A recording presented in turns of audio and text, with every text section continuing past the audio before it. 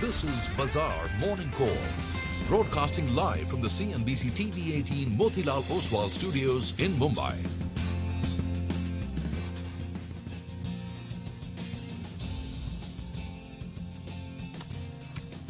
Very good morning. Welcome to Bazaar Morning Call. We're coming to you live from the CNBC-TV18 Motilal Oswal studio. I'm Nigel D'Souza, and today we have Mangla Malu as well as Surbi Upadhyay, who joins us in the studio. Morning, guys. It's a Friday morning.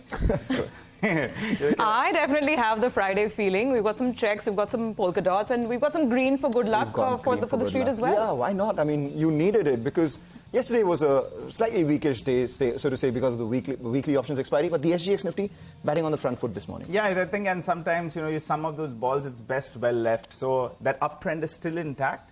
We'll make our way to all-time highs. It's going to be a good Friday evening. But the global cues this Friday morning are looking quite good as well. You guys are talking about global cues. I'm thinking of my next vacation. No, everyone's going to Europe. Some people are traveling to Africa and Australia. How about going to space? Well, Virgin Galactic, yeah, exactly. 40% after hours. By the end of this month, they will announce their first maiden space tourism flight. How many up for that? Yeah, I just need to save for it, which might take like about a decade. But, maybe How about you, Nigel? an advance loan by the 27th. I'm taking a flight to UP tomorrow. I'm going to my in-laws' place. So I'm happy to go to Kanpur. I think the potholes there would be no different from the ones that you have on the moon itself. Space can wait. But should we let's kick this off, guys. So to kick things off, the setup, at least from the international perspective, is looking fairly positive. It seems that Wall Street has put this so-called hawkish pause of the Fed really behind it. That was showing up not just in the equity market, but in the bond markets as well. The S&P 500, by the way, has rallied about 3% so far this week. And, it's the best week that index has had since March.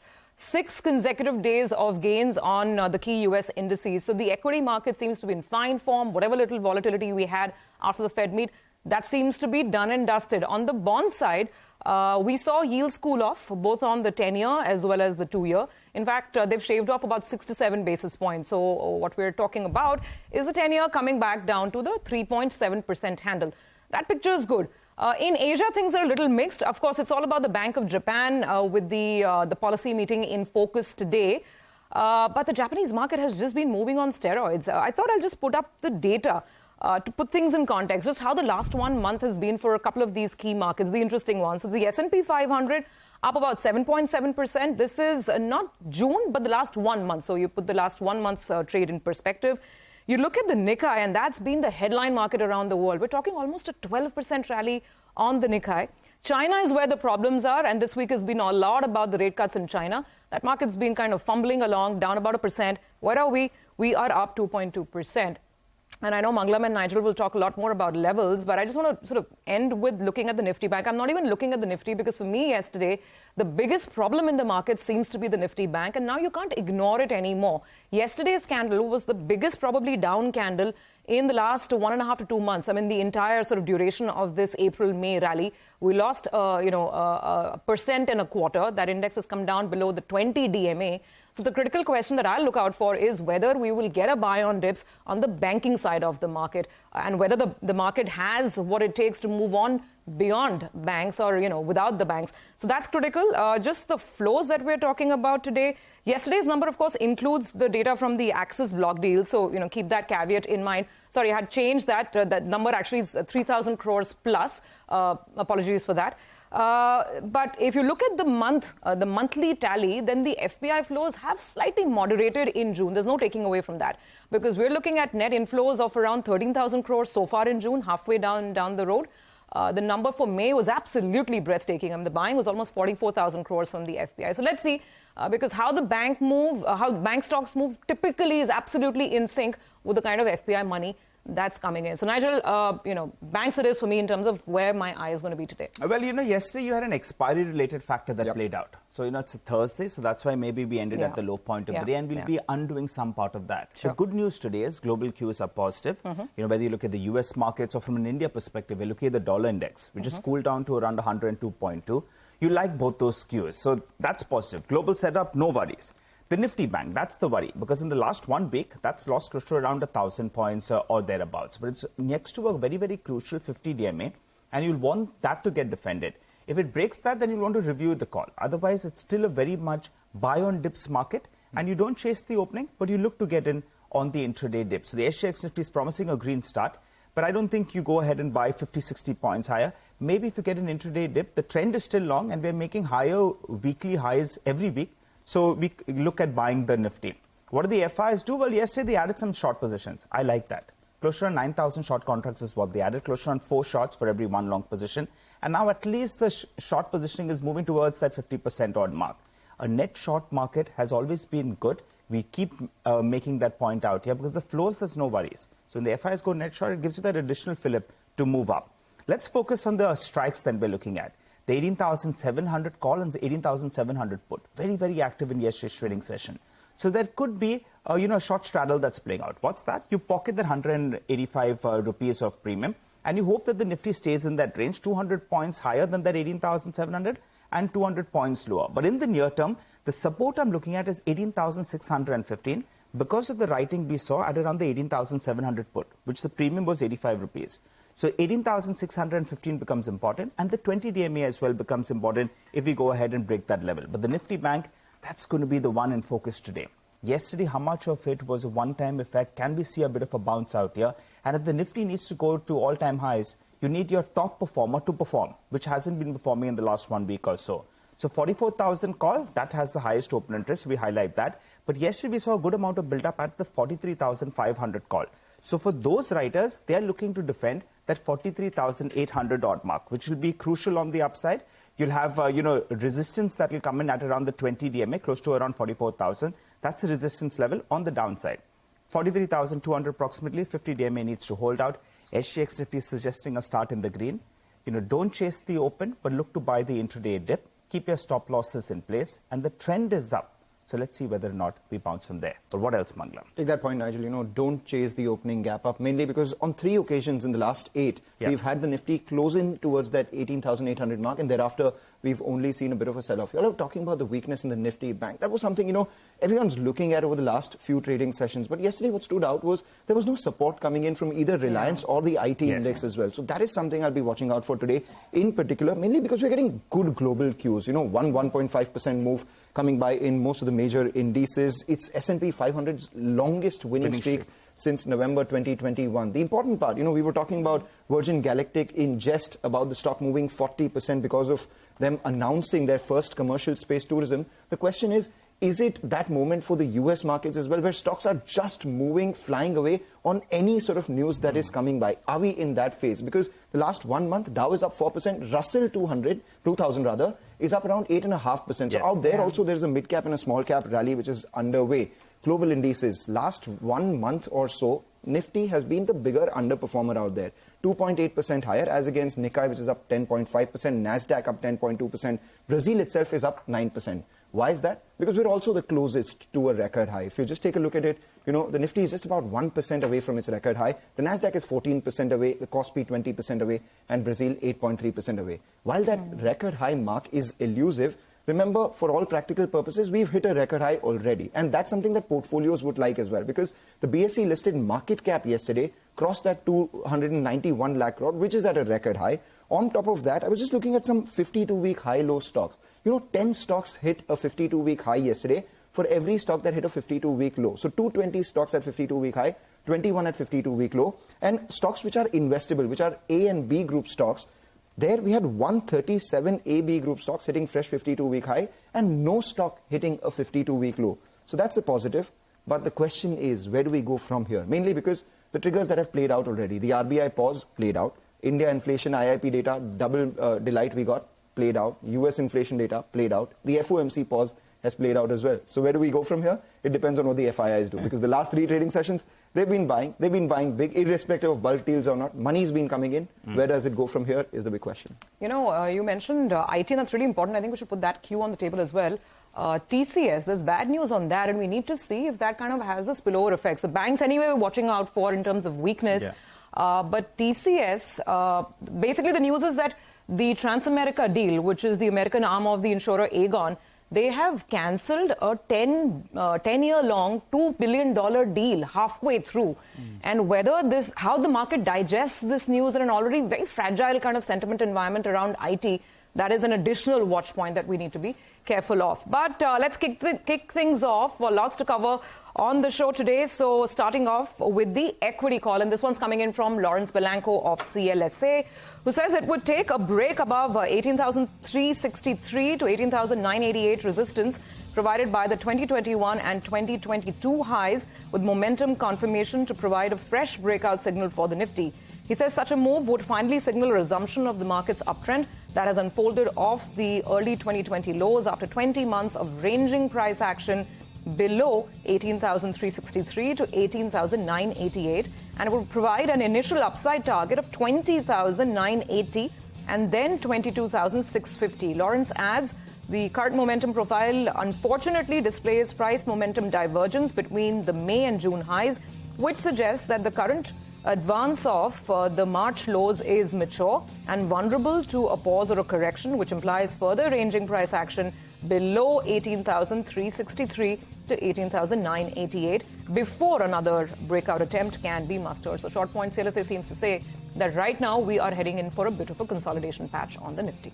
All right, does that continue for the money market as well? Let's get you some money market views. We have Lakshmanan V of Federal Bank saying that the Federal Reserve's decision to adopt a more hawkish stance effectively put an end to the rupee's 5 consecutive days of gains, wherein it reached its highest level against the US dollar in a month. He says incrementally, India's trade deficit for the previous month widened to its highest level in the current calendar year at $22.12 billion as well, which also weakened the rupee further. He says the focus now shifts to the monetary policy of the Bank of Japan, with the yen trading at a 6-month low against the US dollar due to policy divergence. Looking ahead, he expects the USD-INR pair to trade in a range of 81.72 to 82.45 per dollar over the next few days. Okay, let's look at bonds now. On bonds, Lakshmanan V says the 10-year benchmark bond yield has been stable in the range of 6.95 to 7.05%. He says both the MPC and the Fed delivered market expected outcomes with subdued inflation. He expects the yield to trade in the same range with a positive bias and significant buying interest emerging at higher levels. Well, we've got a lot of stock-specific action to track for you, and we'll get to that in just a bit from now in our special Top 10 segment. We're looking at Ashok Leyland, Siet, Zensar, Torrent Pharma, TVS Motors, Samvardhana Motherson, NLC India, and ONGC. They are all stocks on the back of positive news flow. However, you have 2 nifty names in there that could be reacting to negative news flow. That's TCS and Bharti Airtel. Okay, so lots to track, but let's kick it off with global cues. We have Mark Matthews of Bank Julius Baer & Co. joining in. Mark, good morning and happy Friday to you. First things first, looking at the overnight action on Wall Street, whether it's equities or bonds, it seems like the market has digested this hawkish pause, and it seems like markets want to basically move higher. Is that how you read it? And what is your immediate outlook on the global setup to begin with? They are reading it that way because I think the markets don't view this as a hawkish pause. I think they feel the Fed has done raising rates, and probably by the time we get to the July meeting, there'll be ample evidence to suggest that the inflation target can be reached without more rate hikes. And when you think about it, there's 3 components to the FOMC day: the decision itself, the statement that follows, and then since Ben Bernanke, they've been doing a question and answer session. And I think it's just human nature that we tend to remember the last thing that somebody told us, which is, in this case, the Q&A session. And the read of the market, and I think correctly so, was a dovish read of the Q&A. Particularly, Mr. Powell referred to disinflation in the housing services segment, which is the largest part of the inflation baskets. And if that's the case, I don't really see what is going to keep inflation very high. In fact, the Cleveland Federal Reserve is targeting, with their inflation nowcast, which aggregates high-frequency data, 3.2% for the June inflation reading.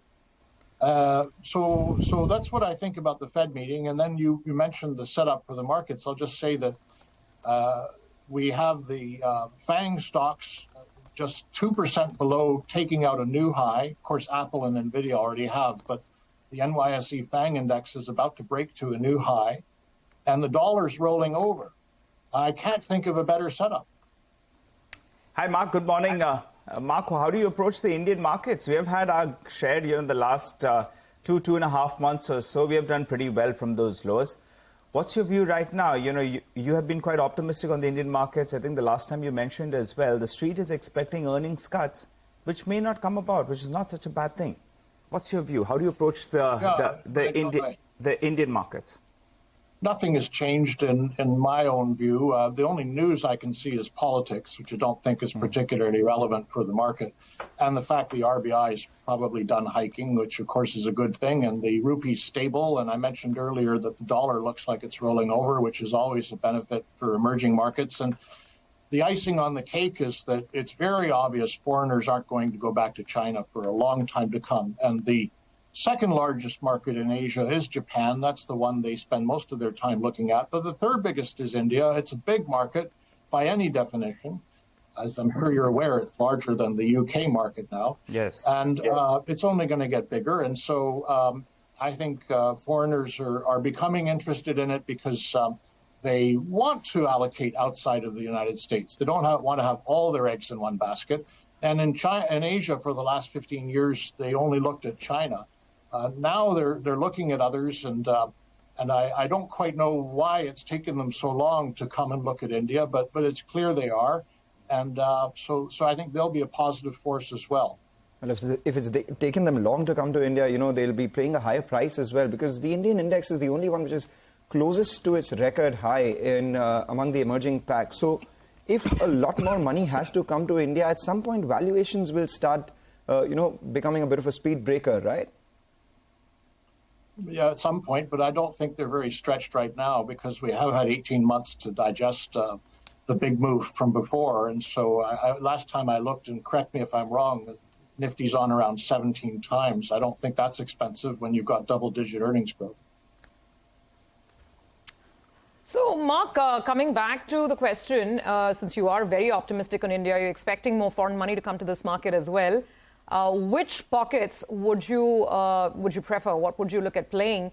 Would you be a contrarian and let's say buy IT because that's where concerns are right now, or would you stick to more of the investment-oriented themes? I'm a little lazy or maybe just stupid that I don't like taking big sector bets or even company-specific bets. I just take a view that I think that India is going to do well, the economy is going to do well, and therefore the market should do well. And I just like the whole market. But if you really ask me to choose just one sector, I'd just come back to the banks because they are the heart of the economy, and we're entering into a capex cycle now with capacity utilization kind of breaching about the 70% level, and the banks have the money to lend. To me, the banks are fine. And I know that story's been parroted a million times over the last couple of years, but it hasn't changed. Sure. Mark, just a final question to the point that you made about money looking for options beyond China. One option is Japan. We're seeing what happened to that market. Now, here, that gush of liquidity so far hasn't flown in. I mean, we saw some of that in May. June's been a little more tepid. So do you see this coming in via the passive route, or do you see a lot of actively managed foreign money coming in? And if yes, by when? What's your best guess? Yeah, I think that probably in the summer, people are going to start looking at India more closely because the S&P has done so very well. And of course, the NASDAQ even better, but they don't want to. So they don't want to go buy NVIDIA at the peak. Maybe some people will, but they're looking to diversify, and they're probably looking for things that have lagged a little bit. And India has, when you compare it to the US or Japan or Europe. And so I think the actively managed funds will be looking at India starting this summer into the fall. And if the dollar is really going to go down, then that's another thing that'll make them interested, because the one thing that's kept people back from India is the risk of the rupee. But that actually seems to be one of the more stable currencies in the world right now. True that. In fact, as we speak, the Bank of Japan data is out as well. They've maintained their policy rate at minus 0.01%. So no problem here. 0.1% rather, minus 0.1%. That was expected, and that's what has been given. Mark, finally, before we let you go, at what point does the India-China equation become unfavorable for India? I can't see that happening. It's going to require change in government, and I don't see that happening. All right, take that point. Thank you so much for joining in. Have a good day, you. With that, we'll step into a short break, but as we do that, on the other side, we will get you our list of top stocks on the other side.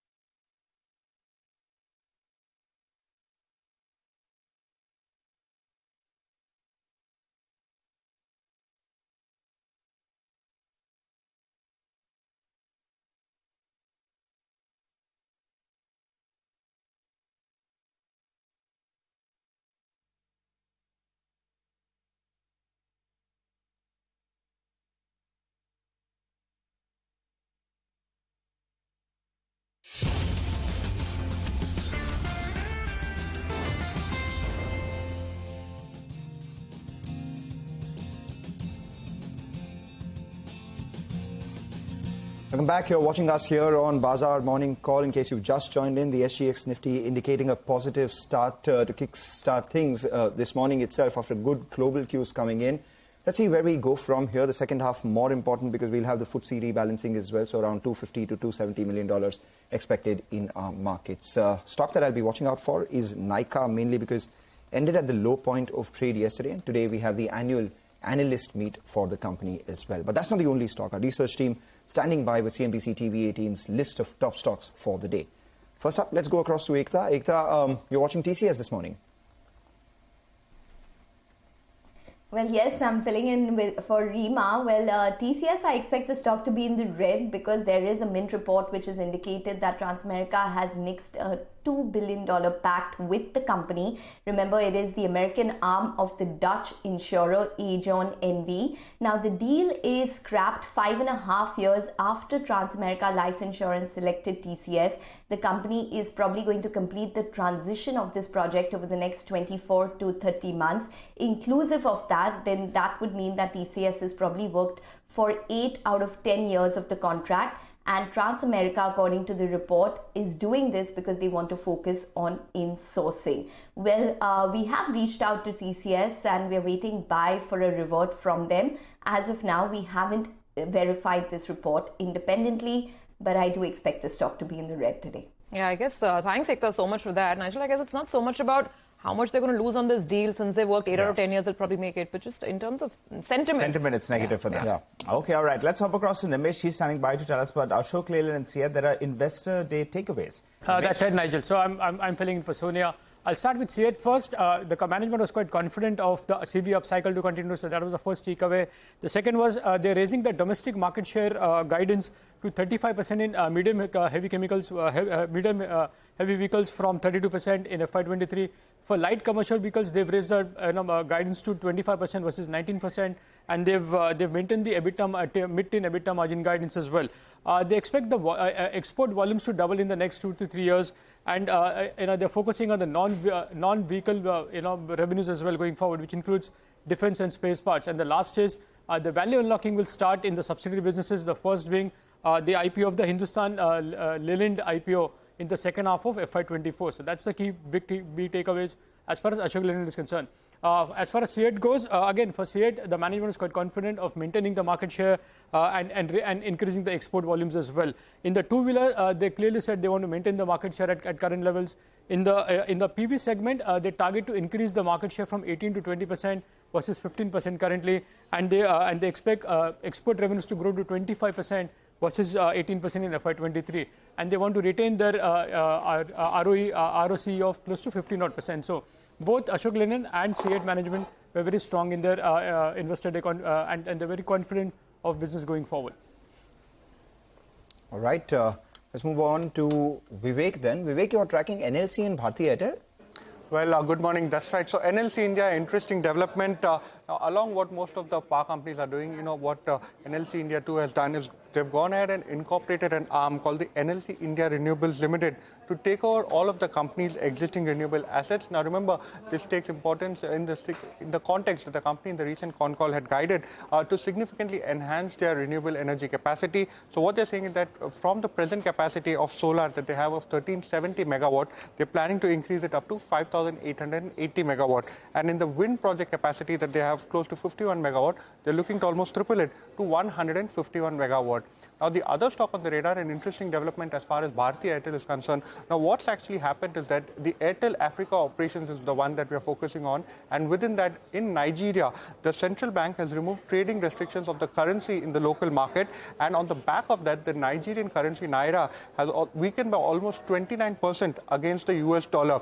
Now, this is not a totally unexpected development. In fact, in a note in May 31st, analysts had said that a forex reset is likely in Nigeria as the new administration has taken over. In fact, the market has been looking for the government's plan for narrowing the gap between the parallel as well as the official market lines.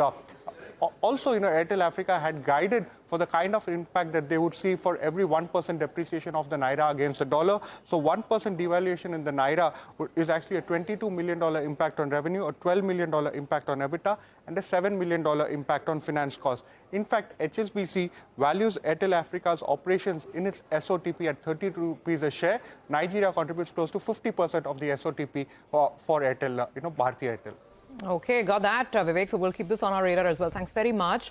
Back to Nimesh. Nimesh, so many investor meetings happening. Tell us about the one that took place with Zensar. Oh, again, Zensar had a very strong analyst meet yesterday, so the commentary was quite strong, and hence we are addressing as well. The company said this is significant headroom for growth exists. The CEO believes that the revenues can double from here as well. They're aiming to sustain the mid-teen margins as well. The couple of key businesses, which includes the verticals like advanced engineering, data engineering, as well as the analytics and platform, which contributes 35% of the revenue. Those are scaling up very well. So that's the key commentary as far as Zensar is concerned. But in terms of brokerages, a mixed reaction to yesterday's analyst day. Moti has downgraded the stock today to neutral. They've retained a target price of 390, and Antique has raised the target price to 490. But within the mid-cap IT, this has been a big outperformer. So post the rally, Moti believes the upside is quite limited. Okay, thanks a lot for that, Nimesh. Let's hop across to Ekta. She's joining in to tell us some more stocks that she's tracking. Ekta?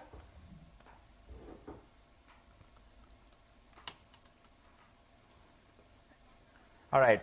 I think, Ekta, we'll come back to you in just a bit. We'll try to get that audio fixed up. But Manisha is joining in as well to tell us more about crude oil prices. Morning, Manisha.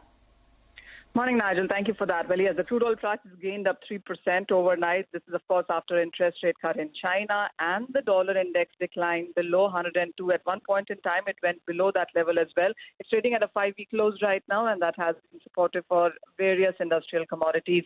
For the crude oil prices, it also is a statement from IEA saying that the global oil demand will rise 6% between 2023 to 2028, and the UBS saying that the supply deficit is what they're anticipating in June, which could get deeper in the month of July, and with China moving as well in sense of interest rate cuts, and the key loan prime rates could be cut in the next week as well. It's something that could be supportive for the Chinese companies there. Also, the Chinese refinery output is up 15% in the month of May. This is the second highest total on record. The demand really seems to be improving on ground, and that has been supportive for crude prices. In any case, markets believe that we have touched a bottom already for this quarter, and from here on, you could be looking at more support coming in. All right, more support coming in, higher crude. We'll watch out for how that impacts the crude users, paint companies, etc. 75.5 on crude right now. But we have Ekta back with us. Ekta, you had a bunch of stocks that you were watching. Well, I'll start with Torrent Pharma. They've received an EIR, which means a go-ahead for their oral oncology facility. TVS Motors has sold their entire stake of around 43.5% in Emerald Haven Realty for 166.8 crores. It ceases to be an associate of the company. And lastly, Samvardhan Motherson, where it is their European arm has signed a binding undertaking to acquire Sirma Enterprise for an enterprise value of around 7.2 million euros. So these are a couple of stocks which I have on my radar. Okay, all right. Thanks a lot for that, Ekta. Well, let's do a quick recap then of all the top stocks we just tracked for you. Stocks with positive news flow include Ashok Leyland, Syed, Zensar Technologies. You have Torrent Pharma in there, TVS Motors, Samvardhana Motherson, NLC India, and ONGC. Well, we have a couple of stocks that will be reacting to negative news flow, TCS and Bharti Airtel. So those are all the top stocks you need to track which will be reacting to news. But there are some brokerage notes as well that came in earlier today. Surbhi joins us to run us through that list. Surbhi? So first one on my list is KEC International. So Nomura has written on KEC after meeting with their management. They have a buy rating with a target price of 598. They say the management expects a 15% revenue growth in FY24 and an order inflow growth of 10 to 15% in FY24. The management has guided for a gradual EBITDA margin recovery in FY24 and normalization of EBITDA margins FY25 onwards. They say lower competition from China and Turkey is helping them in the US market, and also the India T&D business segment is witnessing traction led by renewables, and the payment terms are improving there as well. They've also written on PNC Infra with a buy rating with a target price of 375. Nomura says that the KKR is looking to buy 12 road assets from PNC, and this asset divestment could lead to a re-rating. They said the deal EV implies an equity value of 2100 crores versus a book equity value of 1700 crores, and which leads to a price to book value of 1.2 times. Nomura has also written on ITC after meeting with their management. There also they have a buy rating with a target price of 485. They say for the cigarette business, the volume trajectory remains strong and the growth over the coming quarters will optically come down to mid to high single digits as the high base factor comes into the play. For FMCG business, they say the ITC endeavors to outpace the industry growth over medium term. And for hotel business, they say the divestment is on the cards and the company is evaluating various alternate structures to ensure that divestment is both cost and tax effective. And lastly, Jefferies is optimistic on the real estate space. They say the 4 landmark infra projects in Mumbai over worth $10 billion is going to be completed over the next 18 months. Additionally, another $60 billion worth of large infrastructure projects are planned over the next 3 to 7 years. So this infra upgrade in Mumbai will likely flatten pricing pyramid and attract fresh economic activity. So they are optimistic on Lodha, Godrej Properties, Oberoi Realty and Suntec. Okay, good to know at least someone's optimistic on Mumbai infrastructure. Gives us a lot of hope, Surabhi. Thank you very much for all of the brokerage notes there. We do have to take a break on that note. Coming back with lots more on the other side, Siddharth Khemka, Head of Retail Research at Motilal Oswal Financial Services, will join in. We'll discuss a couple of interesting stock ideas and fundamental themes with him. Later, we also connect with Ajit Venkatramanan, MD at Finolex Industries, and get the company's business outlook.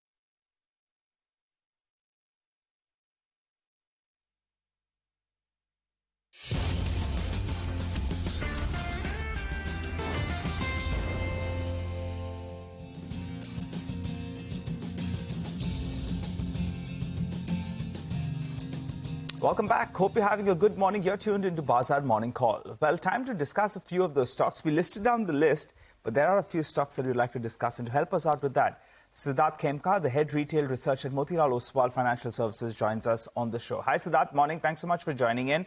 Well, Siddharth, we listed down some stocks, and we'll discuss that in a bit. But yesterday, the big mover was Avenue Supermarts. There were some rumors of it potentially coming into the Nifty.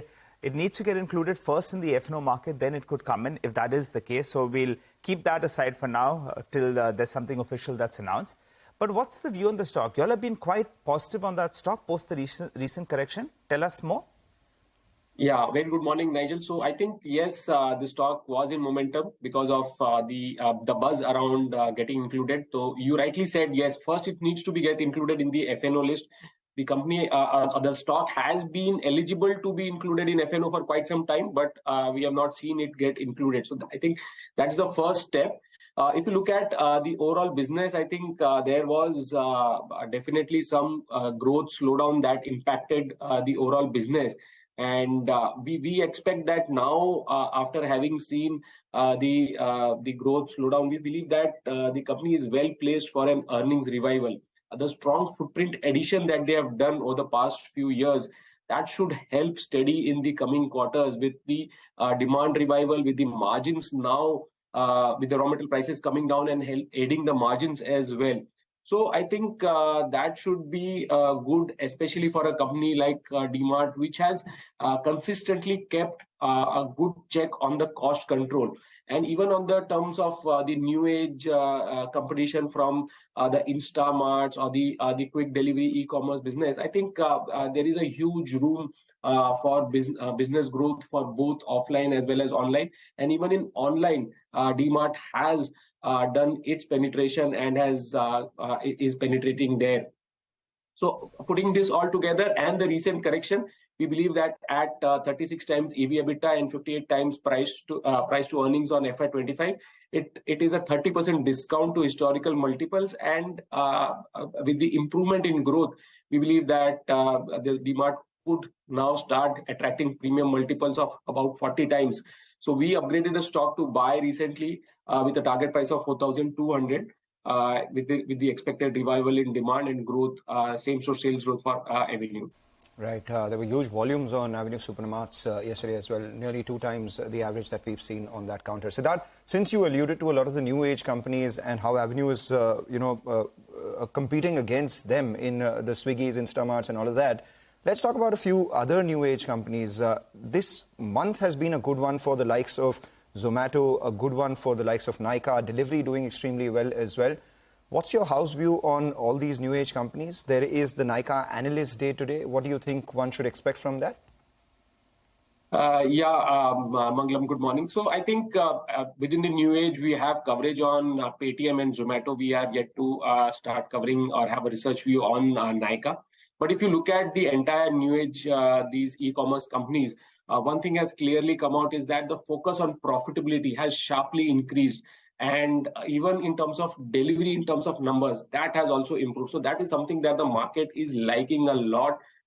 We have seen how the stock of Paytm and Zomatos have run up from their lows. The companies have guided for an EBITDA break-even much earlier than they were guiding for. On an overall EBITDA basis, we are expecting Paytm and Zomato both to become EBITDA positive by FY25, including all the adjustments and costs that they have been excluding for now. But if you look at, that is something that is kind of heartening to see, especially for some of these names. So Paytm, we have a buy rating with a target price of 900. That is something that we upgraded. We initiated coverage 2 quarters back, and that is doing well. I think that is something that we like within the e-commerce space. All right. Just hang in there, Siddharth. You might want to listen into this conversation that we've lined up on the show itself. Time for our first corporate interaction now. We have Finolex Industries on our radar. Reports suggest that there has been an increase, an upward revision in prices for PVC. Ajit Venkataraman, who's the MD of the company, joins us now to discuss more on this development and on the business itself. Thanks a lot, Mr. Venkataraman, for joining in. And that really is the first question. You know, there have been reports of a near 2 rupees price hike by Reliance in PVC. Has that happened, and what does that mean for a business like yours? Because earlier you had said that spreads were lower than the average. Good morning. Yes, there has been the last couple of days, we have seen a slight uptick in the price of PVC. But if you look at the past 2 years, this is in a very stable range between 72 and 80 rupees per kg. So if you see historic perspective prior to COVID, it was again in this range itself. So we expect the price to be more or less steady going forward as well. All right. Good morning, Mr. Venkatraman. If you could tell us what is the average price change, for Q1, if we compare it with Q4, prices are going down and suddenly we have seen a bit of an uptake out here. So just wanted a rough sense on the average. So since December of 2022, we have seen PVC trade between 85 and 75 rupees. So that's 80 rupees per kg is the average we have seen. And it has been in that range for the last 6 months. So that is a fairly stable price range for us right now. Got that. Mr. Venkatramana, I want to just sort of, pull out and look at the big picture a little bit as well, because not just the fourth quarter, overall FY23 was a tough year for the company. Fourth quarter particularly, where I think on the raisin side, your volumes were down quite a bit, 25%, and they were very sluggish even on the other segment.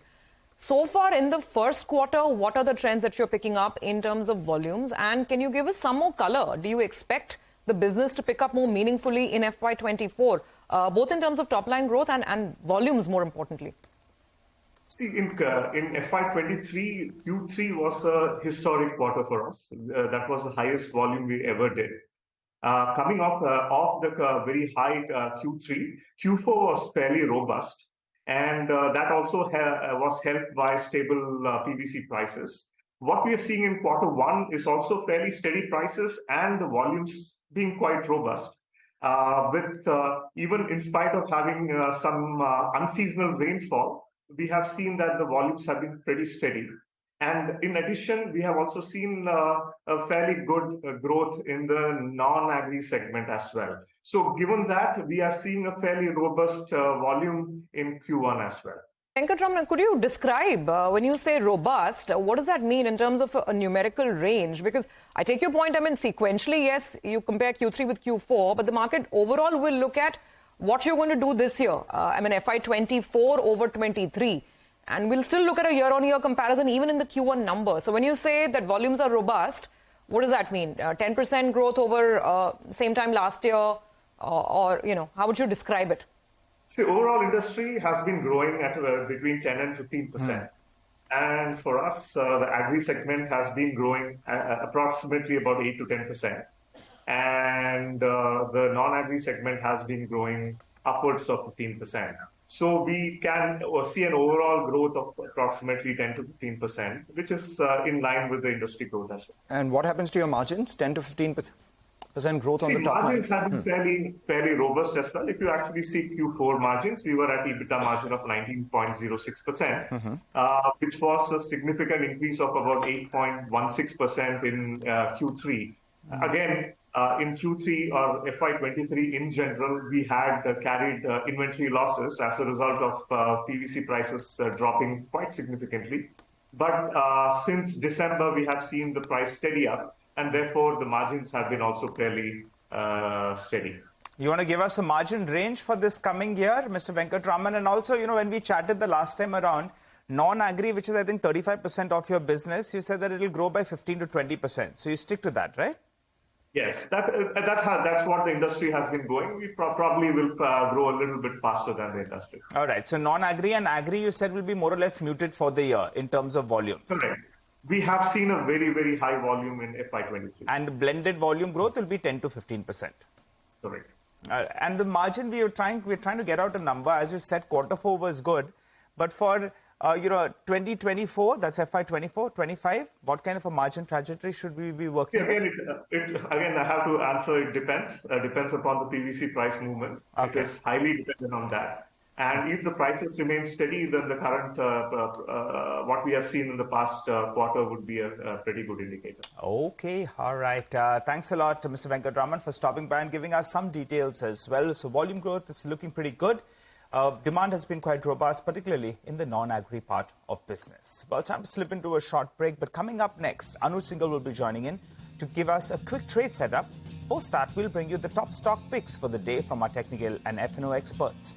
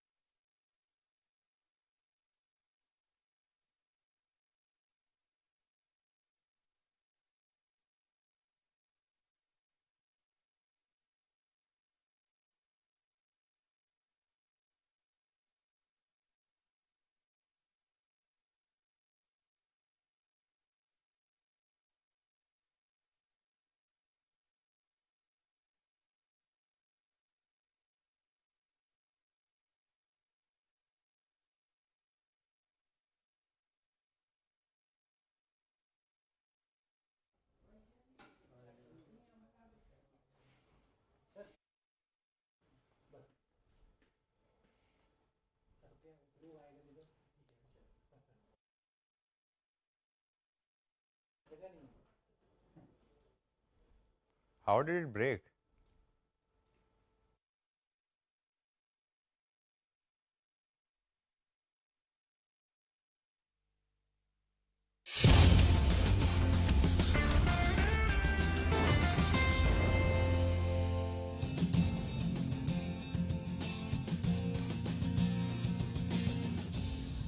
Things are pretty mixed across Asia. It's still steady. It's Japan down, China up, that kind of a day. The SGX is following more of China than Japan, and therefore we've got some green on the screen.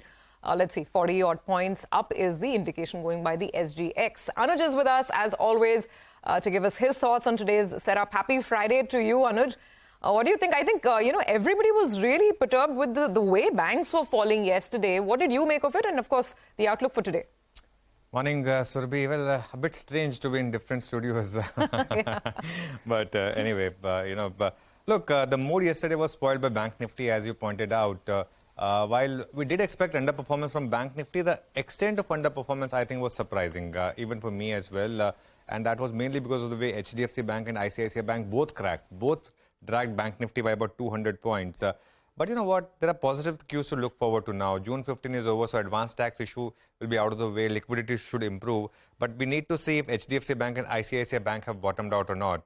Especially ICICI Bank, which has now corrected to 50-day moving average. HDFC Bank has corrected to 200-day moving average.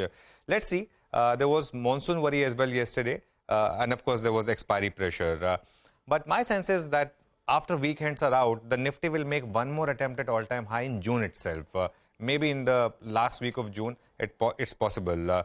There's no problem in the broader market. If you look at the mid-cap index, that's still at fresh high. So maybe you want to focus on individual stocks till the time the Nifty does that, incomplete or unfinished business of all-time highs. And once it does that, the next move will be really sharp. The 52-week high stocks is at 220. So there's no euphoria yet. That number of stocks at 52-week high, once it starts to cross 400, 500, that's when you get worried. On the Nifty, the levels to watch today, 18,750 to 18,800 and 18,800 to 18,888. That will be the resistance levels. While at lower levels, support comes in at 18,650 to 18,700 and then 18,500 to 18,600. The Bank Nifty, of course, is a weaker component of the market, trading way below 20-day moving average of 44,000. And next support is at 50-day moving average of 43,200. My sense is today at higher level, it might see a bit of a struggle. The other way to play a trade today is not to jump in at the first gap up, but wait for a decline. And the second rally, that normally is more sustainable and more durable. Got that, Anuj. Thanks very much. So we'll watch out for the banks. My worry also is on the IT side of the market today, considering what we've heard from TCS. By the way, speaking of TCS, I just want to point out the statement. There's a statement from the company. It is giving no reason as to why there was a cancellation, but I'll read it out for what it's worth.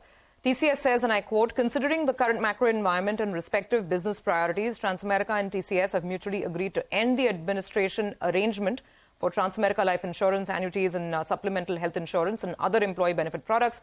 Transamerica and TCS will work together to ensure a smooth transition of the administration of these products to a new servicing model, which we expect to take approximately 30 months. So they've just stated that the deal is off, how the transition will play out, but nothing on why the deal is off.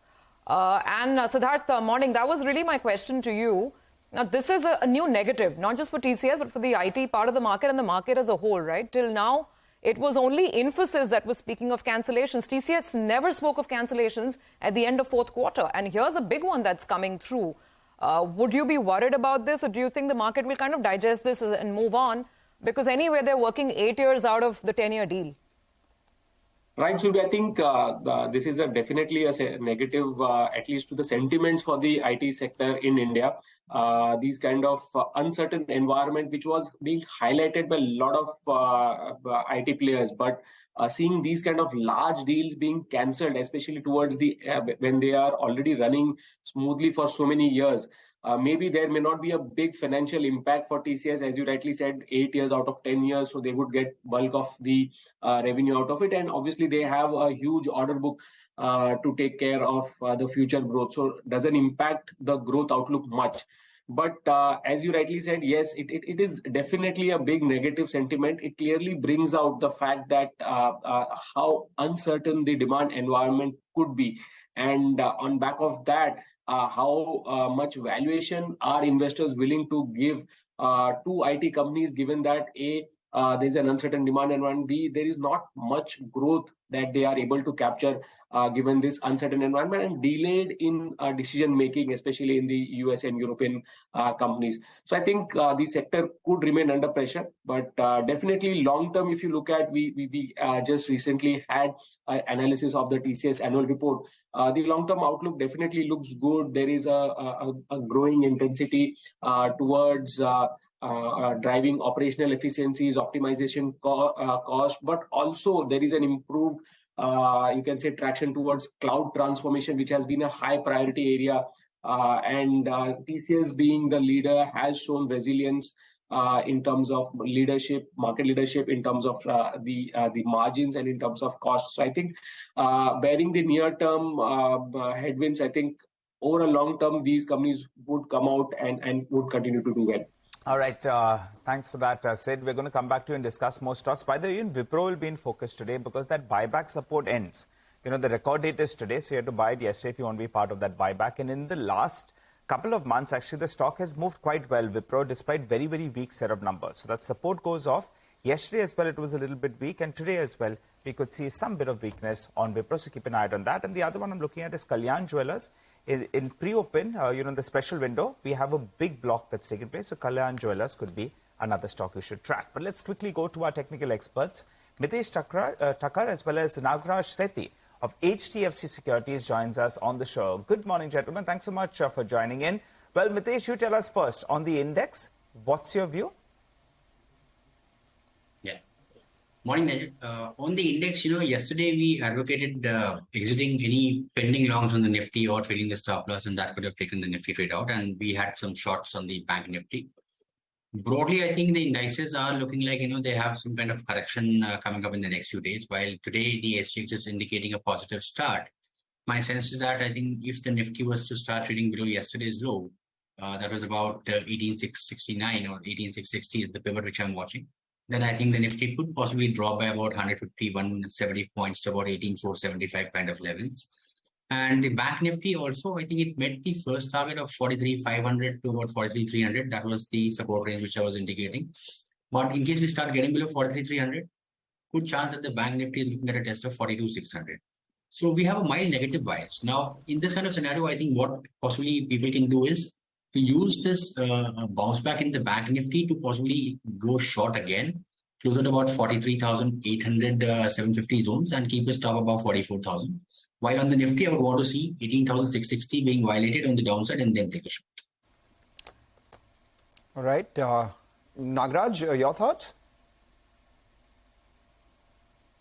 Yeah, good morning. Nifty has been in an uptrend. If you can see on the daily chart and long-term chart, Nifty has been moving up as per the positive pattern of higher tops and bottoms. And yesterday's low around 18,800 could be a new higher top, and we are likely to see some consolidation. I'm not expecting a bigger cut for the Nifty as of now, and there is a cluster supports at the lower levels. If Nifty comes down further from here, there is a support around 18,500 to 18,550 levels, which are 10-day and 20-day EMAs are placed at the lower levels. So consolidation is likely for the short term. I'm expecting Nifty to bounce back from the lower levels around 18,500 odd levels in the next few sessions, and we could hit the recent swing highs of around 18,800 levels, even if we could move higher in the near term. All right, gentlemen, just hang there. We'll ask you for your stocks after this short break. Come back and we'll be back with their stocks, also pre-opening rates, and we'll connect with Vishal Manchanda, Pharma analyst at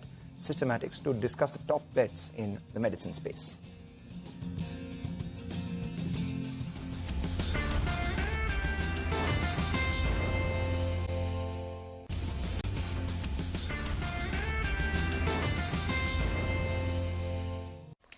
Welcome back. You're still with us here on Bazaar Morning Call. Moments to go before we get the pre-open rates. So let's get in quick stock calls from both Mitesh and Nagraj as well. Mitesh, your stock calls for the day? Morning, Mangalam. I have slightly, long bias on the individual stock side, though I have a negative view on the index. On the buying side, for me, is Lupin with a stop at 822, targets of 860. Dabur was a buy earlier as well, now can be bought afresh with a stop at 561 for targets of 585. And BPCL is a buy with a stop at 373, targets of 390 here. And on the sell side is HDFC Limited. Keep a stop about 2642, look for targets of 2575. Okay, all right. Thanks a lot for that. Mitesh. Nagraj, what about you? Yeah, I have a stock pick of Apollo Hospital, technically looking positive. Currently, yesterday closed around 52180. And one can look for a recent short-term upside bounce towards 5350, 5400 in the near term, which is the next set of resistance. And the second call stock is Crompton. And this Crompton technically looking positive, showing some kind of a rounding bottom, broken above the hurdles of the recent gap. I'm expecting this stock to move towards the 310 levels, which is the next set of hurdle in the near term. Okay, all right, gentlemen. Thanks a lot for that. Mitesh, we'll come back to you. Well, let's go across to Sneha Seth, derivatives research analyst at Angel One, who joins us on the show. Hi, Sneha. Good morning. Hope you're having a good Friday morning. Tell us what strategies you have for us. Very good morning, Nigel. If you look at market recently, we saw Nifty gradually moving higher. However, banking index wasn't participating. So that was the main reason wherein we saw some profit booking yesterday's session. However, if you look at the data, we haven't seen any major selling in index. In fact, 18,600 put added decent position yesterday. However, on the call side also, we have seen some writing, but until and unless we are closing above 18,550, 600 on the closing basis in case of Nifty, I would say that any decline should be used to, add quality stocks. In case of banking index, 43,000, 43,200 remains a support. And on the upside, 43,800, 44,000 will be acting as a resistance. So one should focus on the individual counters for the time being at least. Okay, got that, Sneha. Thanks very much for those trading ideas. We should be getting our pre-open rates in a bit. By the way, Sneha, can we also get your trading calls for the day, the stocks that you're looking at? So I have one trading call, that is Deepak Nitrat. If you see, this counter has been forming higher top, higher bottom formation, and at the same time we have seen 200 Demma acting as a decent support, and from there only we are seeing some strength coming in. So I would suggest going ahead and buying this counter at current levels, or like on the opening levels itself, with a strict stop loss of 2089, and the target will be around 2210. Okay, Sneha, thank you very much. You have a good day. We are getting the pre-open rate. So just before we go on to Surabhi's link, let's just look at some of the trends that we are picking up early on, very, very early. Some banks like Axis suggest, including actually even HDFC banks, some of the banks so early on suggest that there could be a bounce back. Nifty is up about 43 points. What is TCS doing? Don't have a rate on TCS as yet, so let's just wait for things to settle. But otherwise, the pre-open Nifty suggesting that maybe we'll start positive. It's very much in sync with what the SGX Kalyan was Jewelers, indicating. that stock is up around 3.5% in pre-open because of the large trade that took place pre-open, 6.2% equity. Yeah. So some of these stocks in focus today. We'll get you more as we get more sort of definitive trends from the pre-open space. But for the time being, Surabhi is joining in with today's Momentumizer. Which stock is it, Surabhi? So the stock on my radar today is Artemis Medical Services. Now, in the yesterday's trading session, it was up about 8%. In the last 1 month, it has gained over 20%. And in the last 1 year, it has gained over 150%. In just yesterday's trading session, both the delivery and the traded quantity was close to 3 times the 10-day moving average. It has been making higher highs for the last 3 trading sessions. Now, it's a multi-specialty hospital and it has expanded its bed capacity to nearly 686 beds from 300 odd beds in the last 2 years. It has seen a revenue growth of 30% in the last 2 years, and the margins have increased nearly 400 basis points. So it has been expanding its capacity and the operating leverages have started kicking in. All right, Surabhi, thanks a lot for that. So that's about Artemis Medicare. 30% revenue growth over the last 2 years. Stock doing well, has some momentum. So let's focus on the pharma/healthcare/testing lab space itself. Vishal Manchanda, who's the pharma analyst of Systematics Group, now joins in with his call on the sector. Vishal, do you track the healthcare and the wellness lab space? We did see a bunch of stocks doing extremely well in the hospital and the lab space. So, hi, good morning. I think the hospitals and diagnostic space remain structurally well poised. Only thing is, maybe in the near future or in the medium term, we'll see some impact coming in from competition. But these are early days for the sector and large headroom to grow. So especially the tier 2, tier 3 towns, that is where the large growth is yet to come. So I think the structural growth will continue in the space, and probably the stock will continue to react to that. All right. Hi, Vishal. Good morning. Nigel on this side. Vishal, what about, Divi's Laboratory? It had a couple of weak quarters, but you still have a hold rating out there. The stock has bounced back quite smartly, but your view on it? I think so. Divi's, we had seen an inflection point back in Q3 when earnings bottomed, and then it has started to go up from there. But the stock price, I think, is building in too much now. Probably, I have a hold rating, but probably at this price it translates to a sell. So I think the debate around Divi's is what is the right valuation multiple to pay for the company. While it is a growth opportunity, maybe say 10 to 14% top line or bottom line growth opportunity. What we need to fix in is the right valuation multiple, because the view is the macro opportunity is not too large on the side that on the areas that Divi's is trying to service its client. Okay, got that. Vishal, before we come to your picks, just want to get your take on the hospital space. Yesterday we had this big rally. JP Morgan's note, I think, was very well received by the market. So the question is not on the opportunity that we go to one hospital and see the waiting queues. It's pretty evident. But the question is more on valuations. How much more headroom do you see on stocks, given that something like a Medanta has already run up 40-45% this year? So while I do not have a coverage on the hospitals and diagnostic space, but I really see the valuations kind of going crazy.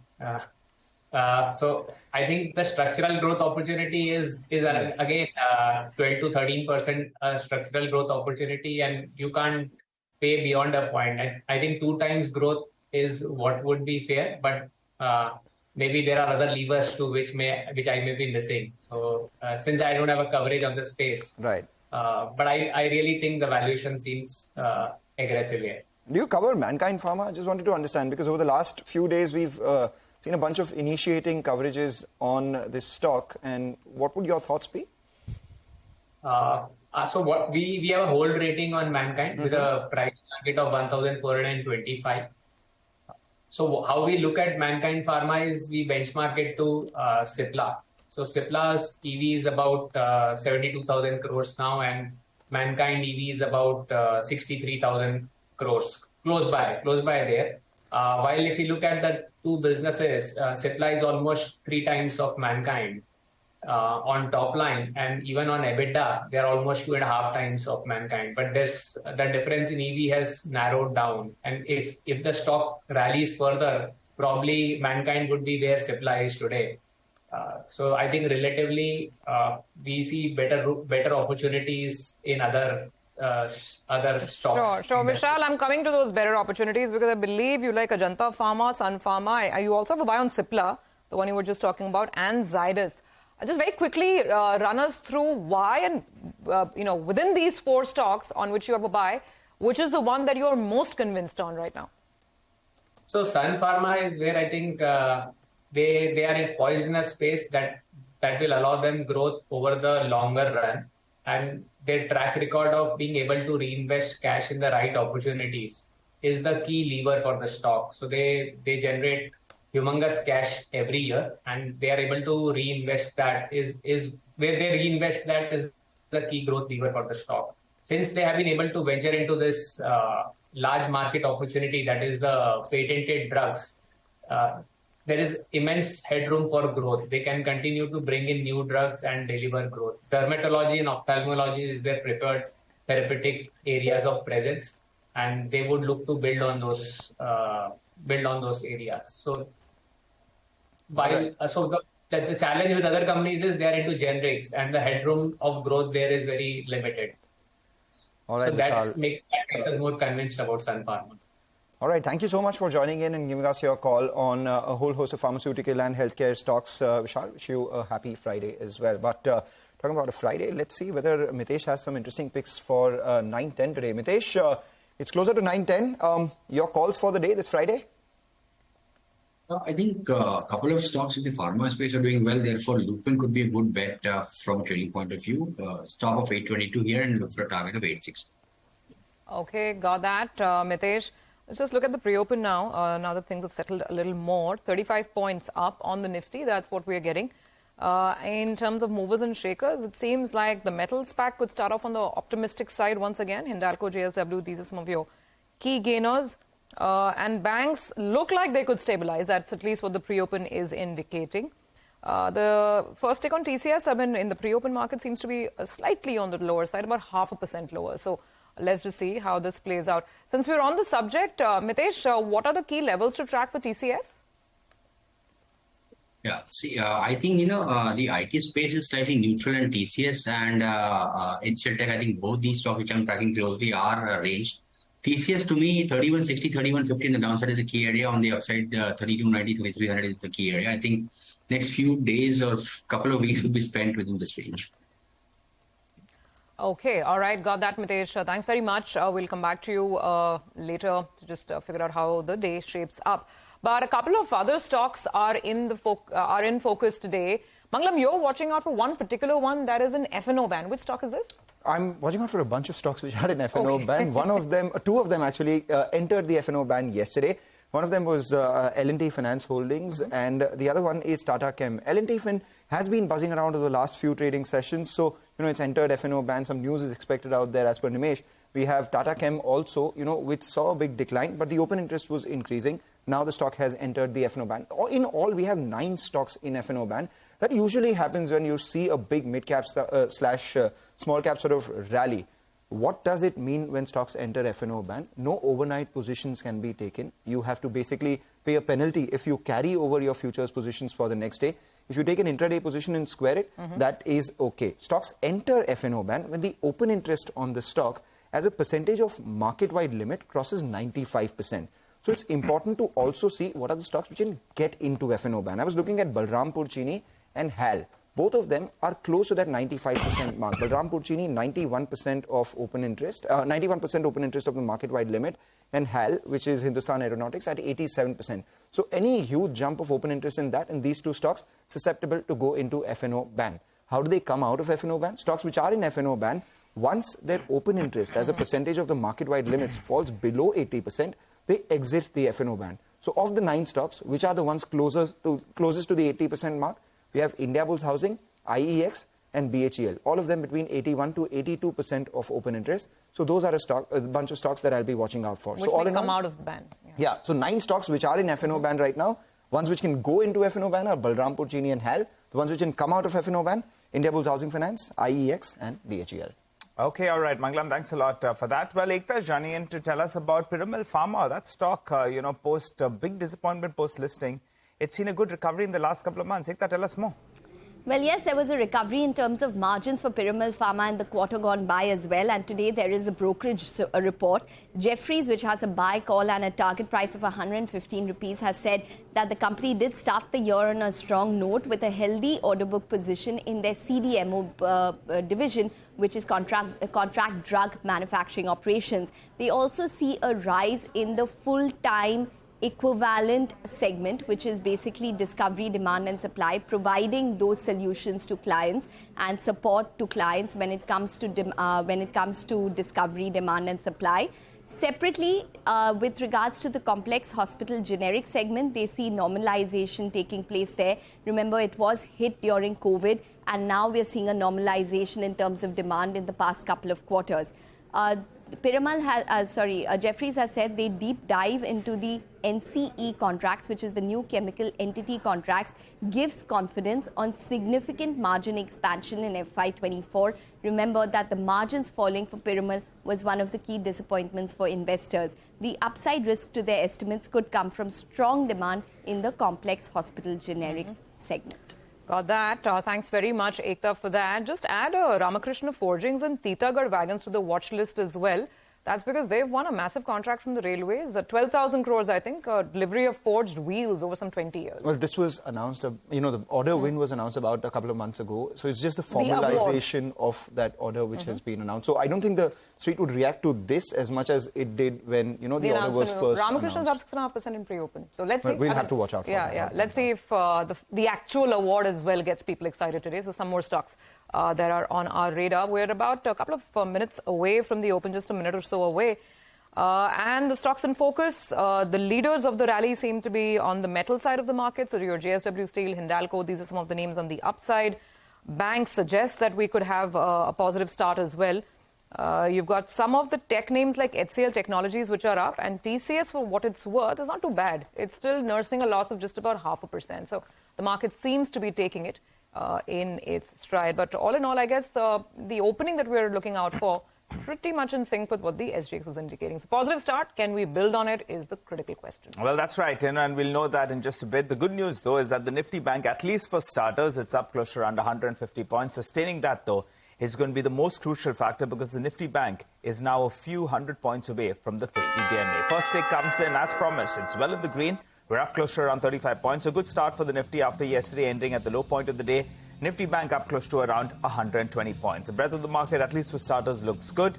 You have way more number of stocks that are advancing in comparison to the number of stocks that are declining. What's losing out? Bajaj Auto, that's down close to around 1.3%. Or I don't know whether it has something to do with the news that we're getting from Nigeria on their currency move out there. So that stock is down close to around 1%. TCS, because of that order, that stock is down close to around 1% approximately.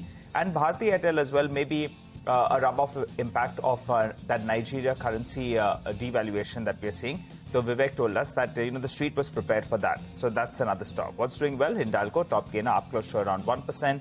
Adani Enterprises as well, up close to around 1%. And Dr. Reddy's That's higher in today's trading session. From the broader markets, a couple of stocks to point out on. As Mangalam said, the deal that the order win for Ramkrishna Forgings was announced earlier, but I think the formal closure has come about, so that's one big winner, up close to around 6% as we speak. And Kalyan Jewellers, in pre-open special window, we had a large trade that took place. In all probability, it could be a P clear-out trade out there, so that's why that stock is well in the green. But guys, a good start to trade. The Nifty hits a 50 in the first few minutes. The Nifty hits a 50 and the mid-cap hits 120. The mid-cap index is doing actually much better, as it has over the last few trading sessions itself. You spoke about a bunch of them. I'm looking at, Avenue Supermarts continues its march upwards, up around 3% today as well. It was one of the gainers, top gainers in yesterday's trading session. So that's the one which is doing well. Piramal Pharma up around 3.5% as well. From the F&O pack, we have Torrent Pharma, which is doing well. Oracle Financial Services up around 2.5%. We are seeing some sort of moderation in a couple of these other names. Power Finance Corporation down about 2%. Financiers not doing particularly well. We have Shriram Finance down about 1.5% as well. Godrej Consumer is the other one, which is down about 1%. This may perhaps be on account of the macro weakness that we're seeing in Nigeria. Godrej Consumer has a wee bit of exposure to Nigeria, and as a result of which the stock slightly lower. There was some commentary on weakness in rural markets coming in as well. So Colgate at the low point as we speak. We have TCS again, as spoken by Nigel, down about 1.1%. That's actually taking the entire IT pack lower with it. Okay, this is a resounding comeback by the Bank Nifty, at least as of now, with the gain of about 0.5%. And that's working really well for the bulls. The mid-cap market, once again, is where the real action is. So I'm going to stick to a couple of more mid-cap names. In terms of the gainers tally today, the stocks that we were just discussing, Kalyan is still retaining that momentum, 7 to 8% higher now. Ramakrishna Forgings is moving up not just on price but on volume action as well early in the day, 6.5% up. Let's pull up Titagarh if we can and see. I think Titagarh is also up about 2%. Mangalam explained the announcement was made earlier, but I think the formal awarding has finally happened. It's a big contract, 12,200 crores with the Indian Railways for forged wheels. And the market's adding up some more on these names. Piramal Pharma is up about 3.5% as we start things off as well. So mid-cap market in fine form. Bharti Airtel, by the way, pressure continues. Remember, Vivek was telling us about some of these currency issues with the devaluation in Nigeria, and that could put some pressure on the operating parameters. So 1% down makes Bharti the top loser on the Nifty. Actually, TCS and Bharti are pretty much neck to neck, competing for that biggest Nifty loser of the day tag, at least as of now. Both TCS and Bharti are down about 1% each. But again, let's focus on the positives this morning. And that positivity continues to come in from names like ICICI Bank up about 0.5%, Axis up about 0.6% as well. Let's just check where HDFC is. Yeah, again about 0.4% higher on HDFC Bank. Reliance is giving these stocks good company on the upside. The bulls are kind of cruising along as we start things off with a gain of 50 points on the Nifty. Well, with that, it's a good time to welcome in our market guest on the show today, and the guest is right here with us in the studios, which is always great. Rahul Arora of Nirmal Bang Institutional Equities. Rahul, great to have you in the studios. So what is happening to this market? Purely I'm talking index, and I know you probably will say don't look at the index, look elsewhere. But just on the index, the narrative that we're getting from so many global guests is, money flows should really come into India because that money is moving away from China. It's going to Japan. More of it should come to India. Why is the index struggling then? So first of morning, and thank you for having me. So I think there's a bit of a dichotomy at play here, Surbhi. I think if you look at the Indian macros, they're phenomenally in good shape. I think compared to the narrative that was there in October, November around Diwali, the world should have already entered a recession by now, and India's growth rate should have been reflecting that. The biggest positive for India right now is crude seems to have reasonably settled into that $70 to $80 range. I think that's the biggest headline for India, which means because our inflation component is not demand-led and more supply-led, this will actually hold well for us. The corollary to that is the commentary that's come from the US Fed over the last couple of days, where they said that they may be hinting at a couple more hikes. And even after that, they said that there may not be a cut for the next couple of years. So that may actually tie the RBI's hands. So I think you've got a bit of a tug of war here. In that backdrop, I think the fact that you've given a 7% GDP growth, I think most people are calling for a 6% for this fiscal year. There could be positive surprises, I think, more than negative, I think, the way things are going. But I think the earnings season, by and large, was also okay. So there's no reason as such on the headline to throw in the towel. As you rightly said, more monies are moving away. I think a couple of global economies like Germany and New Zealand have already slipped into a recession.